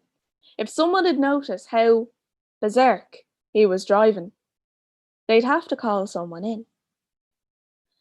Now, finish this story off, I'm going to tell you about Mr. Fennel and Mr. Mullen, who were my granda's two best mates. Right? Mr. Fennel and Mr. Mullen were in the army with my granddad. They were stationed out in Baldoyle as well. And, well, they like to drink. Now, Mr. Fennel, he was from Galway, right? And back then, Galway was, it wasn't the cosmopolitan hippie city it is today, oh no. It was the back of beyonds. So Mr. Fennel's first night up in the barracks, and he has barely a word of English, mind you, because he was from the Gaeltacht. And they ask him to switch off the light. And Mr. Fennel looks at the light bulb, and he takes a chair, and he stands up on the chair. They ask him, what is he doing? Charles, the light switch is on the wall. And he starts to blow. And he blows. And the light's still not going out, and Mr. Fennel is getting rather upset about this because he thinks they're playing a trick on him. You see, where Mr. Fennel had grown up, they didn't have wired electricity in the homes yet. And he thought he could blow out the light bulb like a gas lamp. And Mr. Fennel, exactly like that. And Mr. Fennel and Mr. Mullen, they used to bring my granddad out drinking on a Friday night. Now, my Nanny Teasy was perfectly fine with this. Mr. Mullen's wife, Annie, was not. So what they do after 12, 14 pints is they'd bring Mr. Mullen back to Annie's. But one night they had a little bit more than 12 or 14 pints. And they had a couple of whiskies as well. So they get up to the door and they hang Mr. Mullen on the door as they used to do. Every Friday night, they'd hang him on the door. And he starts banging on the door, saying, Annie, let me in. Now, this is about 2, 3 in the morning. It's late. I mean, they've stayed out. And, well, Mr. Mullen is like, Annie, let me in. And the door opens. It's not Annie on the other side of the door. At first, my granda and Mr. Fennel are thinking, oh, there's foul play here. Then the man walks out and they see he's got a dog collar on. See, what they'd done is they were after hanging Mr. Mullen on the presbytery door of the local priest. who was not too happy about being woken up at that time in the morning. So that brings that to a close. Kind of stories about my granddad in the tradition of Dia de los Muertos. So not spooky, but traditional for the time of year, and I thought that would be nice. Yep, nice and wholesome. Yeah, we could do with more of that. Though I do have a question. Mm-hmm. Is there a fetish for washing things with underwear? Oh, almost definitely. Like, if you can think of it, it exists. I'm just wondering, is there a word for it? Oh, there probably is. Probably. If there isn't, Probably we can got a make one up. subreddit and everything. There's that. Even years later, my granddad was still mad about it. So towards the end, he had a bit of dementia, and he spent like half a month's worth of wages on this. Like, yeah. It reminds me of that George Formby song, When I'm Cleaning Windows. Yeah, maybe. Especially when you're pulling fetishes into it. Oh my god, can we stop talking about my granddad and Johnny and fetishes, please? Okay. Fair enough. Fair enough. I mean, we do go into dirty stuff, but that's just a little too far. Yeah, a little bit too. So I was going to tell another story, but I'm getting quite sleepy. Okay. Yeah. I think that is then an appropriate time to call it. Yeah. Before, end on something nice and wholesome. Before one of us ruins it. Yes. So I hope those watching have enjoyed.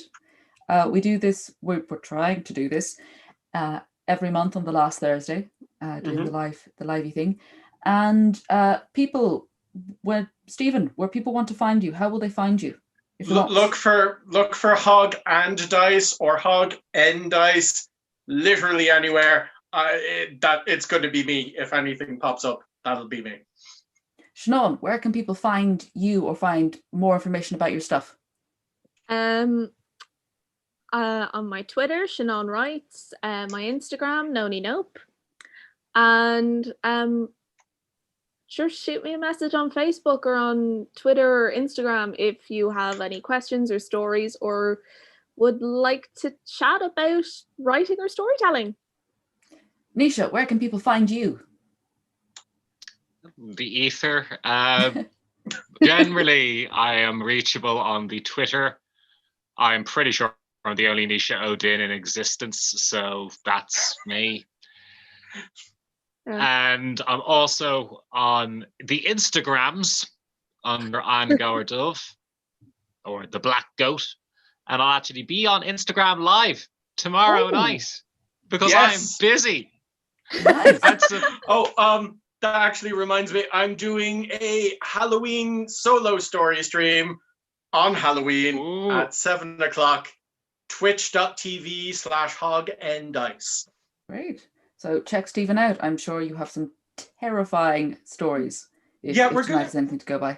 We're going to do stories, but we're also going to talk about material culture, traditional jack-o'-lanterns, and traditional Irish Halloween masks, which are far more terrifying than any story I can tell. And what time is that on Halloween? It's 7 p.m. 7 p.m. And if anyone wants to find me when I'm slightly less sleepy, Tales from the Shadows, the podcast, and actually tomorrow in the Hullabaloo Children's Art Festival, I'm doing a workshop, and I think there's a pre-recorded story that I did for them, which should be going up on the Hullabaloo website. So if you've got little monsters who, maybe this wouldn't have been suitable for them, check out the Hullabaloo Festival. Loads of stuff for kids. It's all online this year because they can't be doing things in person. So it'll keep your monsters entertained. Oh, you guys are all so busy. I'm going to be eating an entire box of roses by myself over this weekend. Trust me, I'll be with you the next day. This is the busiest I've been in months. Same. I get like 3 days of busy and then hibernate. I just want to say something before going off. If anyone wants to correct me on my Native American folklore or Dia de los Muertos stuff, please do. I want to learn more. And if I'm being appropriative or anything like that, please call me out on it, because I'm trying to navigate it at the moment with finding the new stories. So please do let me know, and let me know what you think of them, and if you want more. Yeah, same with me and the Japanese ghost story. If you have any commentary, if you think I shouldn't be telling them, please tell me. Mm-hmm. Also, to kind of piggyback off that. Oh, go ahead, Stephen. No, go on, Nisha, you go on. Thank you. Just to piggyback off that, if people have any stories they want to hear, even if it's just vague cultures they want looked into, they have a specific story in mind they'd love to hear, let us know. Any questions specific people fetish have. you want us to work into the story? Yeah. If you actually, that's a great one. If you name a fetish, I will try and find a story from folklore mythology that has that fetish in it. Oh dear. I'll do that every month if I have to. That is Pandora's box. And if anybody would like to hop into a voice call with Baby, just message me. I can arrange it. No. I have to go to sleep after this, Stephen. Stop. I'm not going to be able to sleep, which is going to be really annoying because I'm really tired. Okay, well, on that creepy laugh. Blair. Right. So good night all. Happy Halloween. Spooky Samhain. Samhain Hunadiv. What the Gaelgore said. Ihava. Slán. Arrivederci. Where's the button?